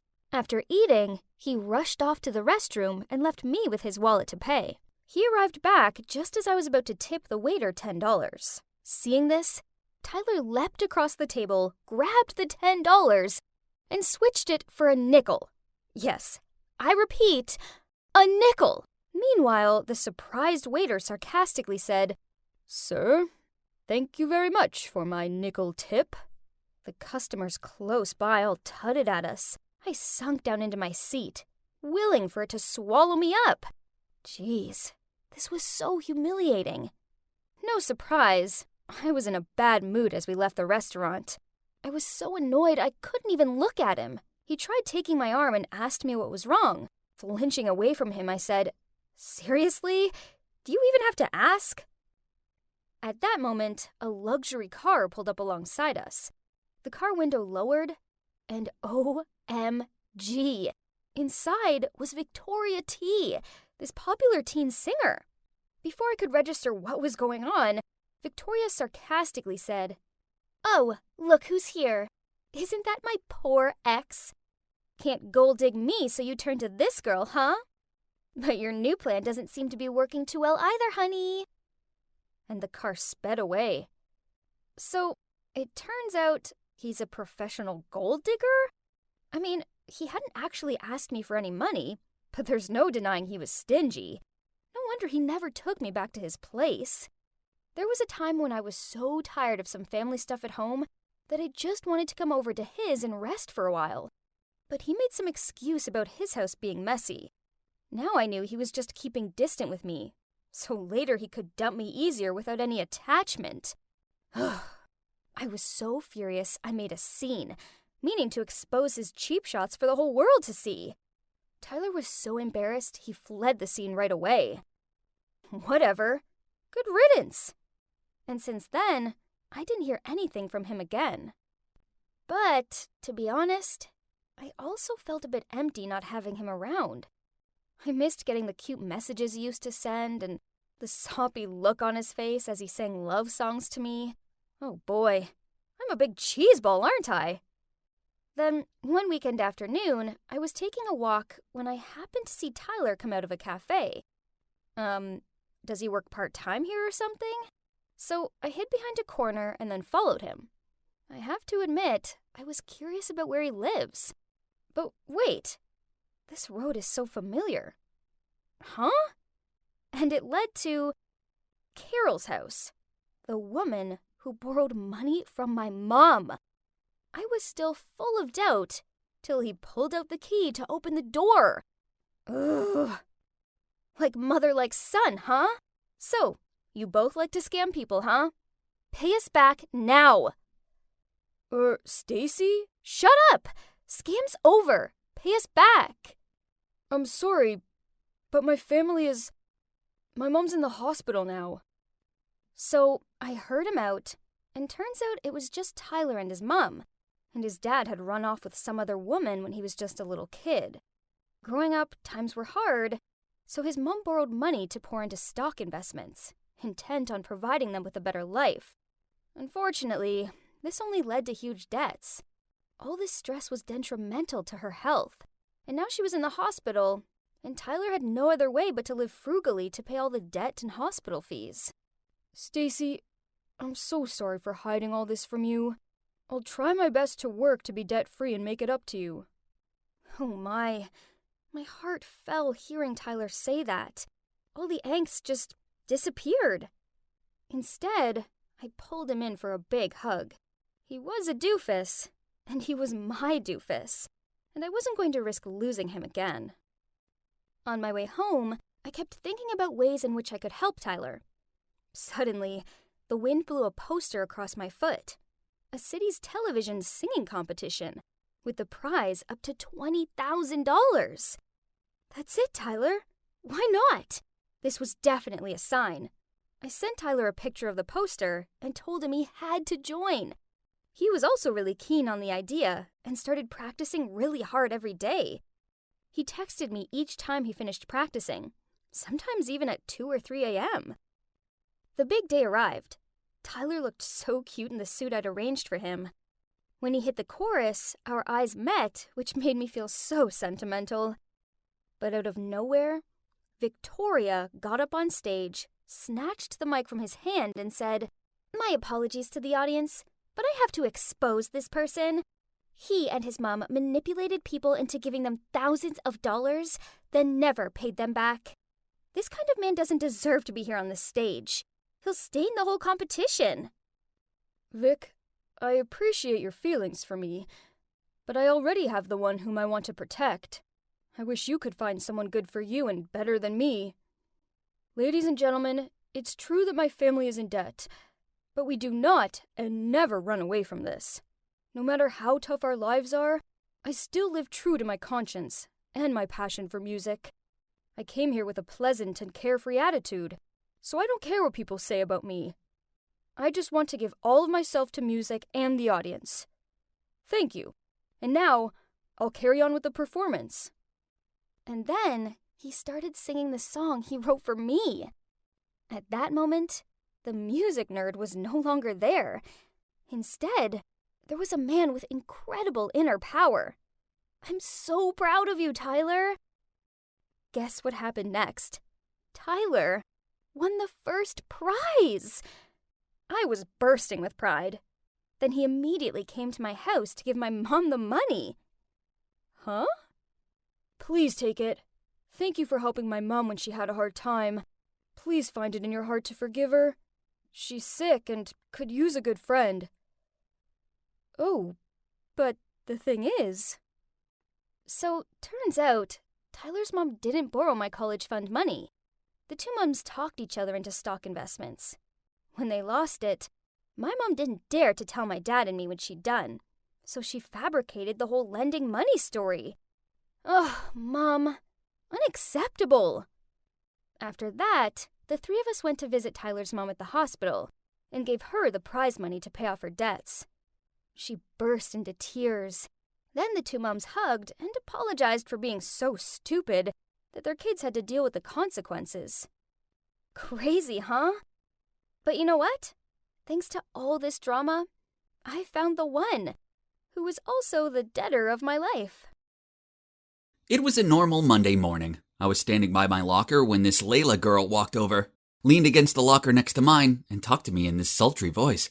"Hi, handsome. Do you have any plans after school?" I looked around in confusion. Huh? Was she talking to me? Usually girls like Layla didn't talk to guys like me.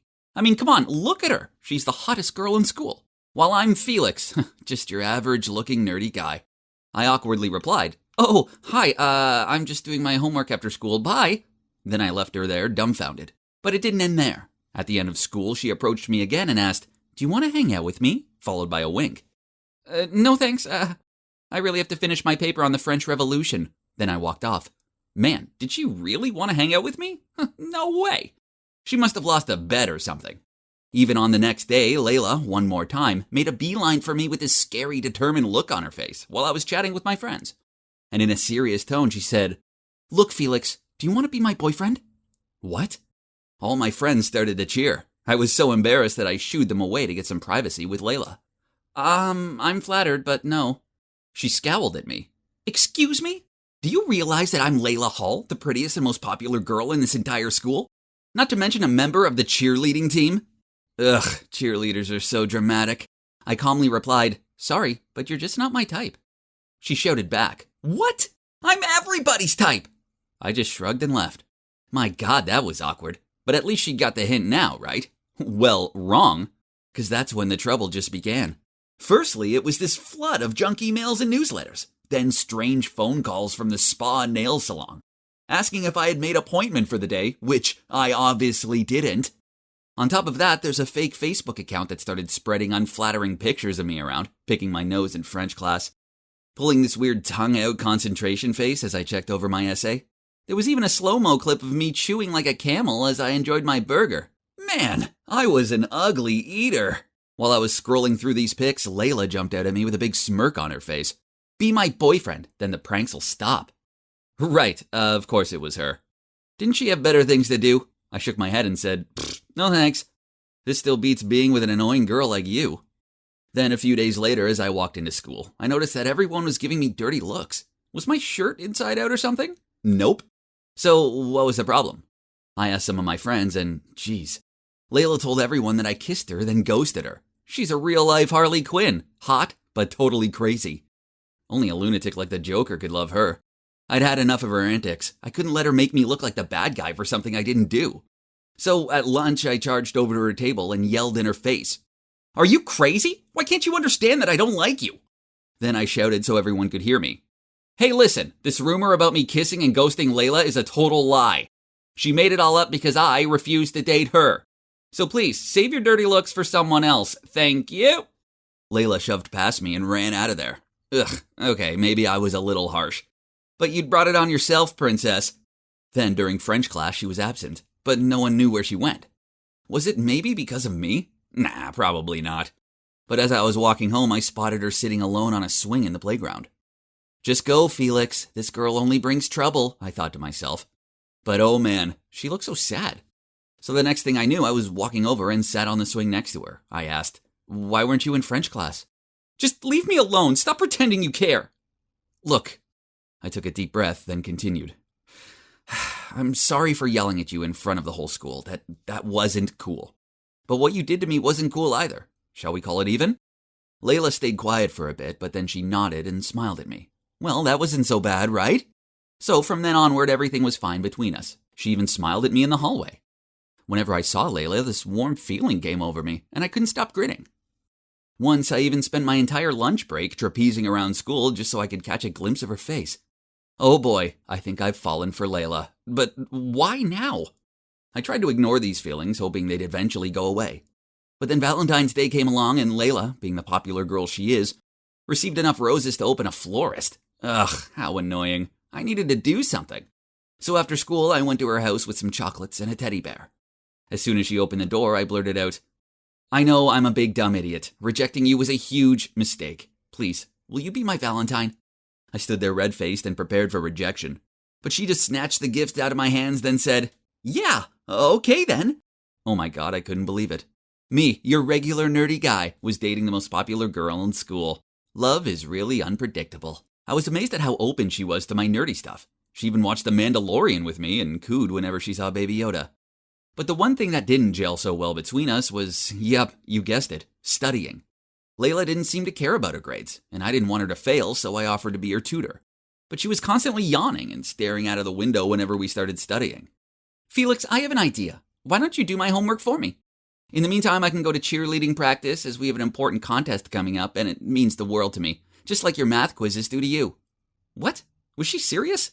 My God, I hated cheating like this. But she gave me that puppy-eyed look, and me being the sucker I am, I agreed. "Thanks, Felix. You're the best." She kissed me on the cheek, then immediately passed me a huge pile of homework. I asked her why she had so much, and she explained that because she didn't understand it, she let them pile up. But hold on, why did she have Spanish? She was in French class with me, not Spanish. But she just shrugged and said her parents forced her to study it outside of school. Oh, my poor little pumpkin. One day, like usual, I stopped by her place to pick up her homework, but she wasn't home. That was odd. Today wasn't cheerleading practice, so where could she be? I looked through the stack that she asked her mom to give me and saw some Spanish worksheets. So I said to her mom, "Oh, she must be in her Spanish lesson, right?" Her mom looked a bit confused, then laughed. "You know Layla, she's far too stubborn to agree to extra classes." Huh? So the papers weren't hers? Then whose it was? And why? Suddenly I felt this uncomfortable feeling itching under my skin. I decided to confront her later at school. Then the next day I was walking through the hallway looking for Layla when I suddenly heard some guys cheering, something about getting an A in Spanish. Wait a minute, did he say Spanish? I turned to see who it was, and to my shock it was Hector, the captain of the soccer team. Hector was popular for being all handsome and everything, but also for sucking at school. Someone must have done his homework for him, and you guessed it, yeah. This someone was me. It all made sense now. Layla and Hector must be a couple. They may have been hot stuff, but they both sucked at studying. So she was using me to do both of their homework. It all made much more sense now. None of this relationship was real. It was all just an act. And no way was I letting them get away with this. I had a perfect plan to expose them. During lunch, I sat down at the table closest to Hector. Then I went into lovey-dovey overload with Layla. I fed her cheese fries, then I stroked her hair and loudly told her how soft it was. I quickly glanced over at Hector for his reaction, but nothing. He seemed more interested in her burger than her. Layla raised an eyebrow at me. Are you okay? You're acting really weird." I laughed loudly, then placed my arms around her, then said, it was actually more like shouting, "Oh, because you're so cute!" But why was there still no reaction from Hector? He and his friends even cheered, and on his way out of the canteen, he gave me a thumbs up. Layla didn't look fazed at all either. Man, somebody call the academy, 'cause these two deserved an Oscar. My plan was a massive fail. This was so frustrating. I fell silent, and Layla noticed and gave me this quizzing look. "Something is definitely off. You're being really strange." Okay, if she wanted to know, then fine. So I blurted out, "I know that the Spanish papers belong to Hector. You're together and you're just using me to do all your homework. I'm not stupid, you know. Nice meeting you, but please don't ever talk to me again." Then I left without saying a word. Well, that's the end of my story. A rather sad one, right? I would be lying if I said I wasn't feeling down about it. I truly do love her. Whatever. I'm going to college in a few months and I'll get to meet a cute, geeky girl who won't trick me into doing some other dude's homework. Sorry guys, someone's calling me. My God, it's Layla. What does she want? "We're done. Stop calling." What? Fine. Promise you'll leave me alone after this? Okay, wait, I'm coming downstairs. Oh my God. Layla's at my front door and she insists to not leave unless I have a talk with her. Ugh. Don't move, everyone. I'll tell you every detail as soon as I'm back. Jesus, guys, you won't believe what Layla's just told me. The thing is that her cheerleading team had to practice a lot for upcoming contests, which means they couldn't study as much. Therefore, they had to find someone who was willing to do their homework so their grades wouldn't slip. That's when Layla came up with the plan to win me over as her boyfriend. The flirting, the pranks, they were all part of her plan. That was the truth. But Layla didn't know about the Spanish worksheets because her teammate Harper gave them to her. Turns out Hector is Harper's boyfriend. Didn't see that coming, right? But I was still super mad at Layla because she still used me. Then Layla took out some papers and showed them to me. It was homework with all B's on them. Then she told me, "Okay, I admit that at first I didn't like you. I only approached you to take advantage of you. But then I actually fell for you as I got to know you better, okay? So I stopped giving you my homework and did it on my own." So, her feelings for me were real too? I couldn't believe it. Eventually I forgave her and now we're happier than ever. I must say, when Layla first talked to me, I thought she was this crazy girl like Harley Quinn, who I could never like. But I was wrong. Turns out I'm the one who's crazy about her. So, I guess I have more in common with the Joker than I first thought. It was a regular morning, and I was sorting my books out in my locker when excited screams and cheers distracted me. It was way too early for this level of noise. A group of girls was lingering around the bulletin board. I walked over to take a look. Turns out, it was just the latest poster of Hillary, the prettiest girl in school, for her campaign of becoming prom queen. Well, yeah, typical reaction, since Hillary alone is too perfect already. All day, I found myself thinking about the Queen Hillary poster. Oh, I wish I could be as beautiful as she is. I mean, I'm not that ugly, but damn sure I'm not beautiful like her. OMG, look at me. My cheekbones aren't defined enough. My lips aren't pumped enough. My hair is too frizzy. And I literally have to jump on the spot to get myself into my favorite pair of jeans. Ugh, let's face it, I was plain and ordinary, while Hillary, she was oh so beautiful. Mom called me down for dinner, so I sat there glumly twirling my fork around my plate. Mom must have noticed something was up, as frowning she asked me, "Sonia, what's wrong? You've barely touched your dinner." "I'm not hungry," I sighed out. "Anyways, I'm big enough already, and ugly enough." Sweetie, don't be silly. You look lovely. Yeah, right. Mom was only saying that because she felt like she had to. I thanked her for dinner, then went back to my room and scrolled through Hillary's profile. There wasn't one bad picture of her. Not one! She was so flawless, while I was, well, full of flaws. The next day, I was hanging out on the school field with my best friend Sydney and my boyfriend Lucas when Hillary passed by in a stunning dress. Jeez, look how gorgeous she was. Earth to Sonia. Sydney threw a potato chip at me. I turned and gave her a "what was that for" look. She rolled her eyes and continued, "Stop staring at little Miss Popular and pay attention to us. You know, your actual friends. Hello?" "Sorry," I sighed. "It's just that she looks so pretty in that dress.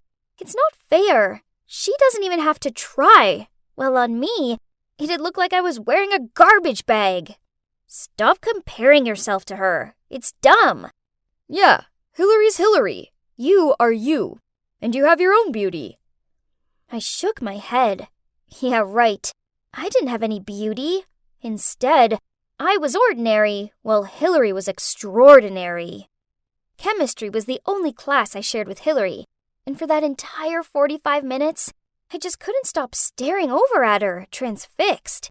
As the teacher droned on about the periodic table, I daydreamed about how amazing it would be to have hair as glossy, skin as clear as hers. I caught her staring back at me a couple of times, and one time she mouthed, "What?" then rolled her eyes and annoyedly turned away. But still, I couldn't take my eyes off of her. After the lesson, I followed her to her next class, even though it was in a different direction to where I needed to be. I watched on with envy as her boyfriend, Ethan, the captain of the basketball team, looked at her adoringly, and how her pretty friends flocked around her. It must be so awesome to be that perfect. My Hillary obsession continued at home. Each evening, I scrolled through her profile and saved any new pics she'd posted. Then I'd just lay in bed staring at her perfect features and comparing them to my not-so-perfect ones. I even printed out my fave pics of her and framed them on my desk. Then one day, my worst nightmare came true. I was on my way to meet Lucas when I saw him standing in the hallway and talking to Hillary. That's odd. A popular girl like Hillary would never enjoy talking to a normie like him. Oh man, look how Lucas keeps laughing, then giggling. What if Hillary likes him? That kind of girl definitely gets whatever she wants easily. I couldn't watch any more of this, so I sent Sydney an emergency message and rushed off to the bathroom. She found me crying in the cubicle and asked me what was wrong. I told her what had happened and she frowned. "Are you insane? Lucas was probably just being polite to her. Geez, he's with you for a reason, so get over this Hillary fixation. It's weird." Why did Sydney have to be so rude? I wanted her support, not her backlash. So I didn't meet up with her after school as planned. Instead, I went straight home and looked through my Hillary photos. I cut out sections of her lips, nose, hair, and stuck them on top of a photo of me. Looking down at it, well, wow, I looked so much better. It was then that I decided I would have a perfect face like her. So clutching the improved photo, I hurried down to my mom and waved it in her face. Look how perfect I'd be if I changed a few things. Please will you lend me the money to pay for surgery? Please? Mom looked horrified. Sonia, you're only 17, and you're already beautiful. You don't need to put yourself through all this pain and risks to look like someone else. I tried explaining to her that I didn't want to continue my life looking as plain and boring as I did, but she didn't listen at first. It took me a lot of time to talk her through, and let's face it, she also has had a nose job before. So what's the big deal about me getting mine fixed too, along with a few more touch-ups? That summer, I lied to Sydney and Lucas that I was spending the whole holiday with my dad and stepmom. I showed the surgeon a photo of Hillary as an example of the results I wanted. So he narrowed my nose, inserted cheek implants to give me a more defined look, and injected my lips with filler. I woke up after surgery in agony. Oh dear God, it hurts! I couldn't talk, and even crying was painful. Worse still, with all the bandages, I resembled an Egyptian mummy. Then, when the bandages were removed, my face was all swollen and puffy, and I had to do these massages to improve my facial muscles again. Pain is beauty, and beauty is pain, isn't it? Mom wasn't exactly impressed with what I did, as I didn't really tell her I would change my entire face. Still, she spent the summer looking after me, even though I did have to put up with her whining and sometimes even tears. Once healed, all that was left to do was have my hair colored and cut like Hillary's, and change my style to match hers. With my new look complete, I looked at the mirror and smiled. Finally, I was beautiful. I returned to school excited for everyone to see my new look, but as I walked through the hallway, everyone stared and gossiped about me. People I didn't know surrounded me and bombarded me with questions such as, which parts did you fix? How much? And did it hurt? Nobody actually complimented me or anything. Then, as I was sorting out my locker, I heard a cough. I looked up to see Sydney standing there with her arms folded. So, was it worth it? I wasn't in the mood for this, so I replied, You can't say anything nice, can you? This is who I am now. I'm being my true self, and I'm happy. No, this is you trying to be someone you're not. I slammed my locker shut and stormed off. What kind of person doesn't support her own best friend? My day went from bad to worse when I met Lucas at lunch. He glared at me, then angrily said, Sonia, why? There was nothing wrong with you before, but now you're just a clone of someone else. He went to leave, but I held his arm. Please, I did this because I want to be more beautiful. For you. I did this for you. Lucas shook his head, then gave a thoughtful sigh. He didn't try to leave after that, but he kept giving me this pitying look. Then, when I was walking to class, a guy ran up behind me and put his arm around my waist. Hi there, my baby. Startled, I immediately pushed him away. Oh, it was Ethan, Hillary's boyfriend. What's wrong? But, wait, why does your face look so weird? I pushed him off me and ran away. OMG. That was horrifying. My heart was still pumping. From then on, people continued to mistake me for Hillary. Then whenever Sydney sat with me, they gossiped about how tragic it was that she was trying to be a cool kid. It made her feel uncomfortable, so she stopped hanging out with me at school. I had to sit by myself and felt so lonely. Then there was Lucas.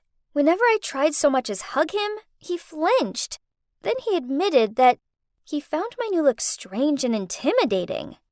Life carried on, and prom grew closer. I noticed one of the Queen Hillary posters had been ripped off, and in its place was another poster of a girl named Kim. Geez, this prom queen campaign seems very stressful. Then, as I stepped outside, I heard someone shout, "Now!" Then the next thing I knew, stuff was thrown at me. In just a blink, I was covered in tomatoes and eggs. Yuck! Then a group of girls smirking stepped out and one said, You should just give up trying to be prom queen before it's too late.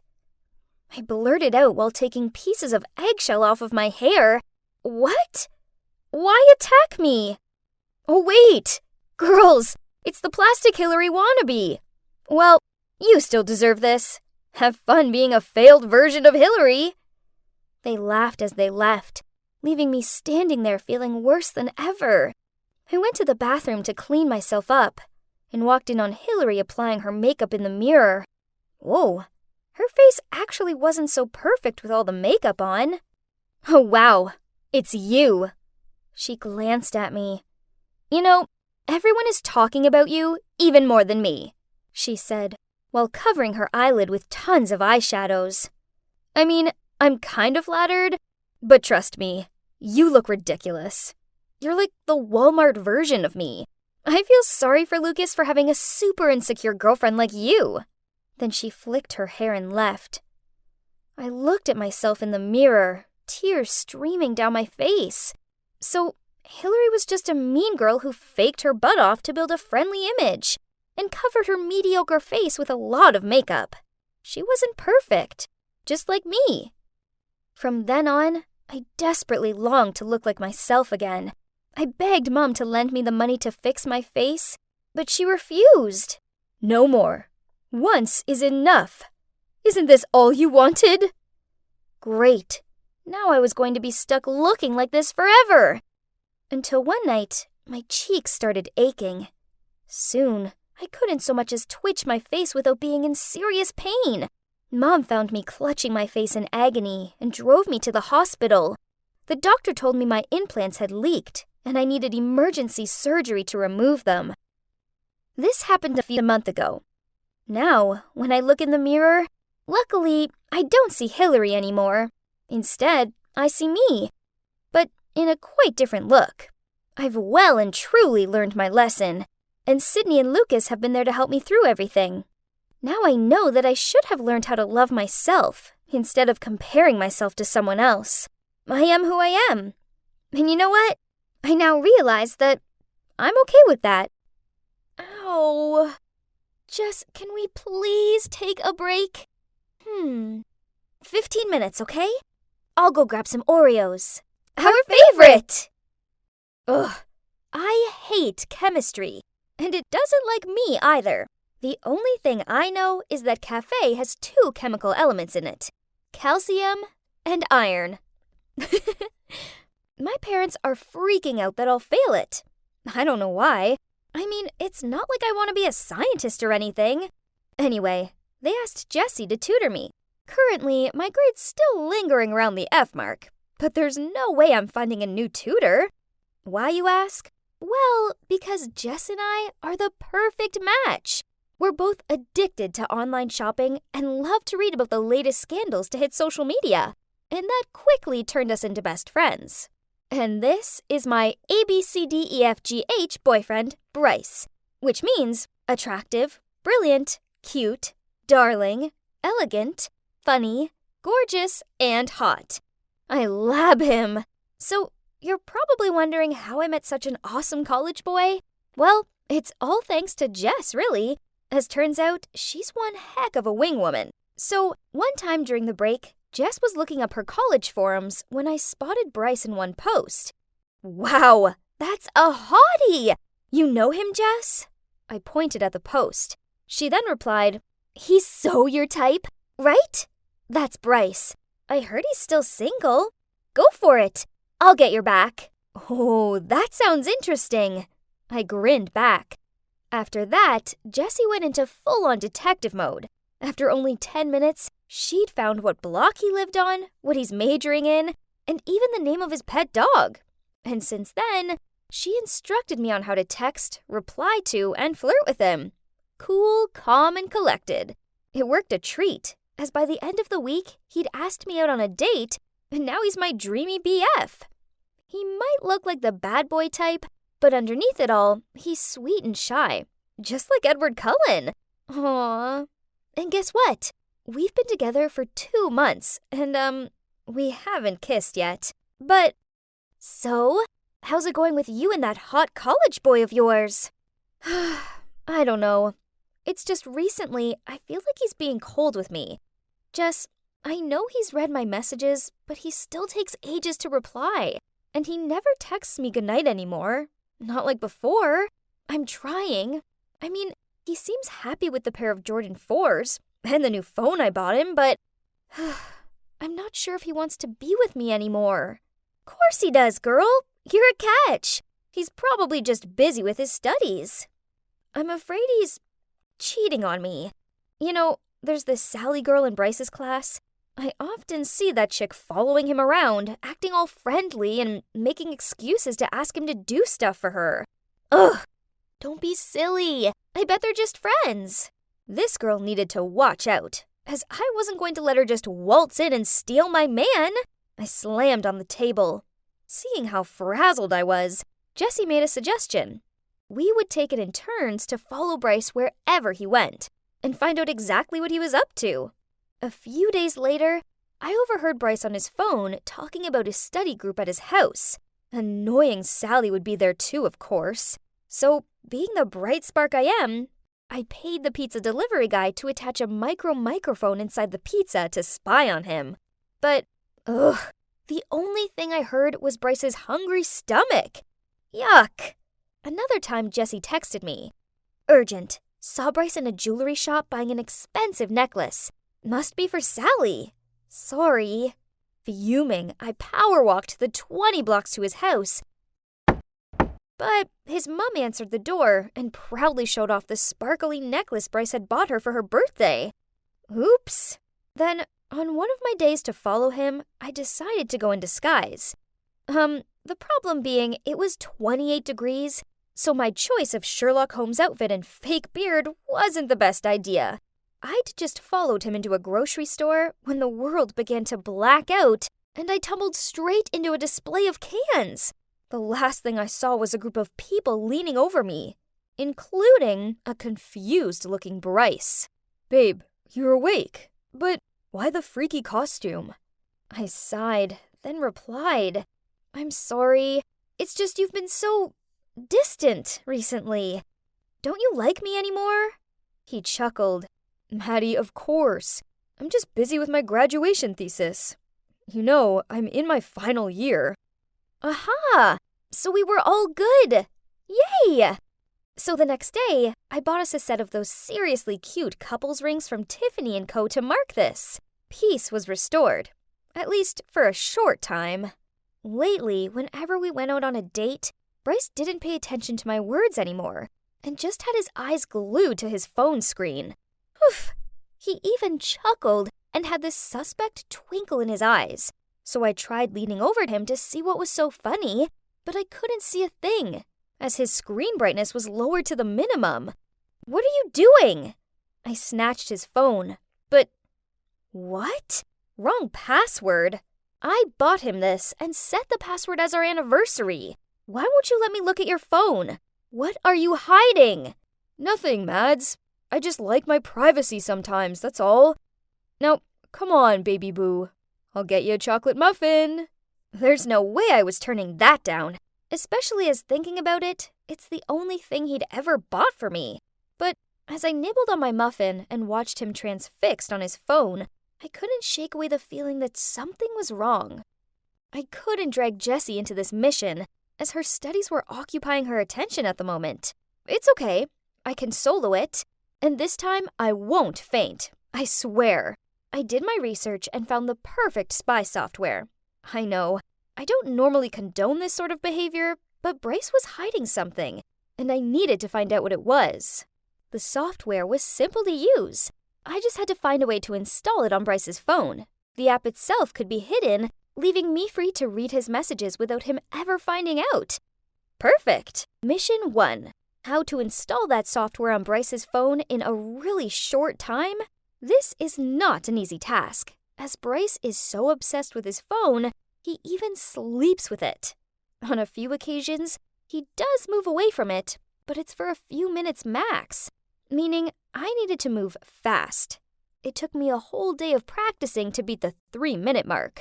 I tried it over and over on 4 different phones and at different times of the day to make sure it'd work under any circumstance. By the end of it, I couldn't bend my fingers. Ouch! Mission 1 done. Successfully trained even under time pressure. Mission number 2, detect his passcode. I didn't know what his dumb passcode was. only that it certainly wasn't our anniversary. We went to the cafe, and as usual, he was stuck on his phone. So I held up mine, pretended to be playing games, but actually turned on the camera and started recording so I could track the position of his fingers later when typing the passcode. It took hours. Literally. Bryce eventually gave his phone a break to order some snacks. So after that, he had to unlock his phone again. Phew! Finally, after an hour-long video, I've gotten the footage I needed. Okay, Detective Maddie, ready, set, go. I rewatched the video and started analyzing it as soon as I got home. I stared at the screen with my eyes, following Bryce's hand movements. He could be fast, but honey, your girl is already a step ahead. It didn't take long till I figured out the digits. Easy peasy. Mission 3. Action. What better way than a lovely picnic to complete my quest? And as expected, Bryce just sat there, phone in hand, the whole time. Ugh. I wasn't even sure on how I could carry out this task anymore, but I told myself that the time would surely come. After a few hours, he was bored to death, and without even looking at me, he grumbled, "Babe, let's just go home." I immediately shouted out, "No! Not until it's so nice out here. I want to stay a little longer. You just take a nap." "Fine. Wake me up when you're ready." I waited patiently for him to fall asleep. He was making these light snore sounds. Ugh, cute. I was so nervous. I bit down on my bottom lip as I gently pulled his phone out of his pocket. Then I turned my back to him and typed in the passcode with my shaky hands. And I was in! Yeah! I was so happy that I almost forgot and screamed. I did it all in record time. But he suddenly turned around. "What you doing, Maddie? Can we go home now?" He yawned. OMG. My heart stopped. Just a few more minutes. I'm editing the cute pics we took." "Well, hurry up." Phew, that was a close one. I grabbed my phone to check if it worked, then I turned on the silent mode ASAP, but it still woke him up the second time. As much as I wanted to snoop through his messages, I knew they'd have to wait, so we went home. Ugh! Talk about girl message overload. There were dozens, all of them craftily saved under names such as Monitor and Professor. He'd even used my pickup line on some of them. "Are you made of copper and tellurium? Because you're cute." Ew! Then I suddenly spotted a familiar face. Jessie? What? My bestie was secretly dating my BF? My heart sunk. This sucked. It didn't make any sense. If Jessie liked Bryce from the start, then why had she encouraged me to flirt with him? Jeez, the messages between them went way back. Then I saw one that broke my heart all over again. "Maddie's family is loaded. Baby, let's pretend to be her BF, and she'll buy you whatever you want. Just don't take it further." So that explained his shyness, why he hardly looked at me, and why after 2 months of dating he hadn't tried to kiss me. Then a recent message from Bryce to Jessie caught my eye. "She's so boring. I got us enough money now, so gonna dump her next week." How dare they? Only, unbeknownst to Jessie, Bryce had dozens of girls on the go. Actually, he was meeting this girl called Tiffany at the movies tomorrow night. It was time to get revenge. So pretending to be Bryce, I texted all of the girls, including Jessie, to come to the cinema at 8 p.m. tomorrow. I borrowed my dad's baseball cap, wore my oversized sunglasses, and arrived there early, so I didn't miss the show. I even bought some popcorn and a Coke, as I wanted refreshments to watch this blockbuster. Then, at 8 p.m. sharp, Bryce strolled over, and boom! The girls arrived one by one, figured out what was going on, and started arguing with him and each other. Tiffany threw her popcorn over his head. Hilarious! And another girl called him a jerk and whacked him with her handbag, while the others were shouting and pulling his hair. And me?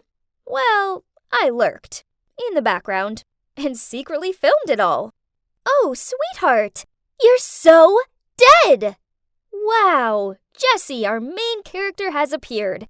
She took one look at the circus going on in front of her and instantly looked like a lion ready to pounce. She stormed up to Bryce, pinched his ears, and dragged him while in a high-pitched voice he said, "Ouch! Ouch! Jess! It's you who taught me all of this! I'll call you later, babes!" When these two almost passed me, I pulled off the cap and shades and jumped out at them. Voila! Could someone come and help me pick up their jaws from the floor? Couldn't expect Maddie the mastermind, huh? I didn't stick around for their explanations. Instead, I shimmied off. But I did send her a little souvenir. Jessie is my best friend, so I have to share anything interesting with her, right? Have a good night, my bestie. And my ABCDEFGH boyfriend, you too. But let me add the IJK. I'm just kidding. Yeah, as for me, I've decided to give my heart a break for a while, as this has taught me a priceless lesson. Don't be smitten with handsome boys. Oh, and be wary of sneaky so-called besties.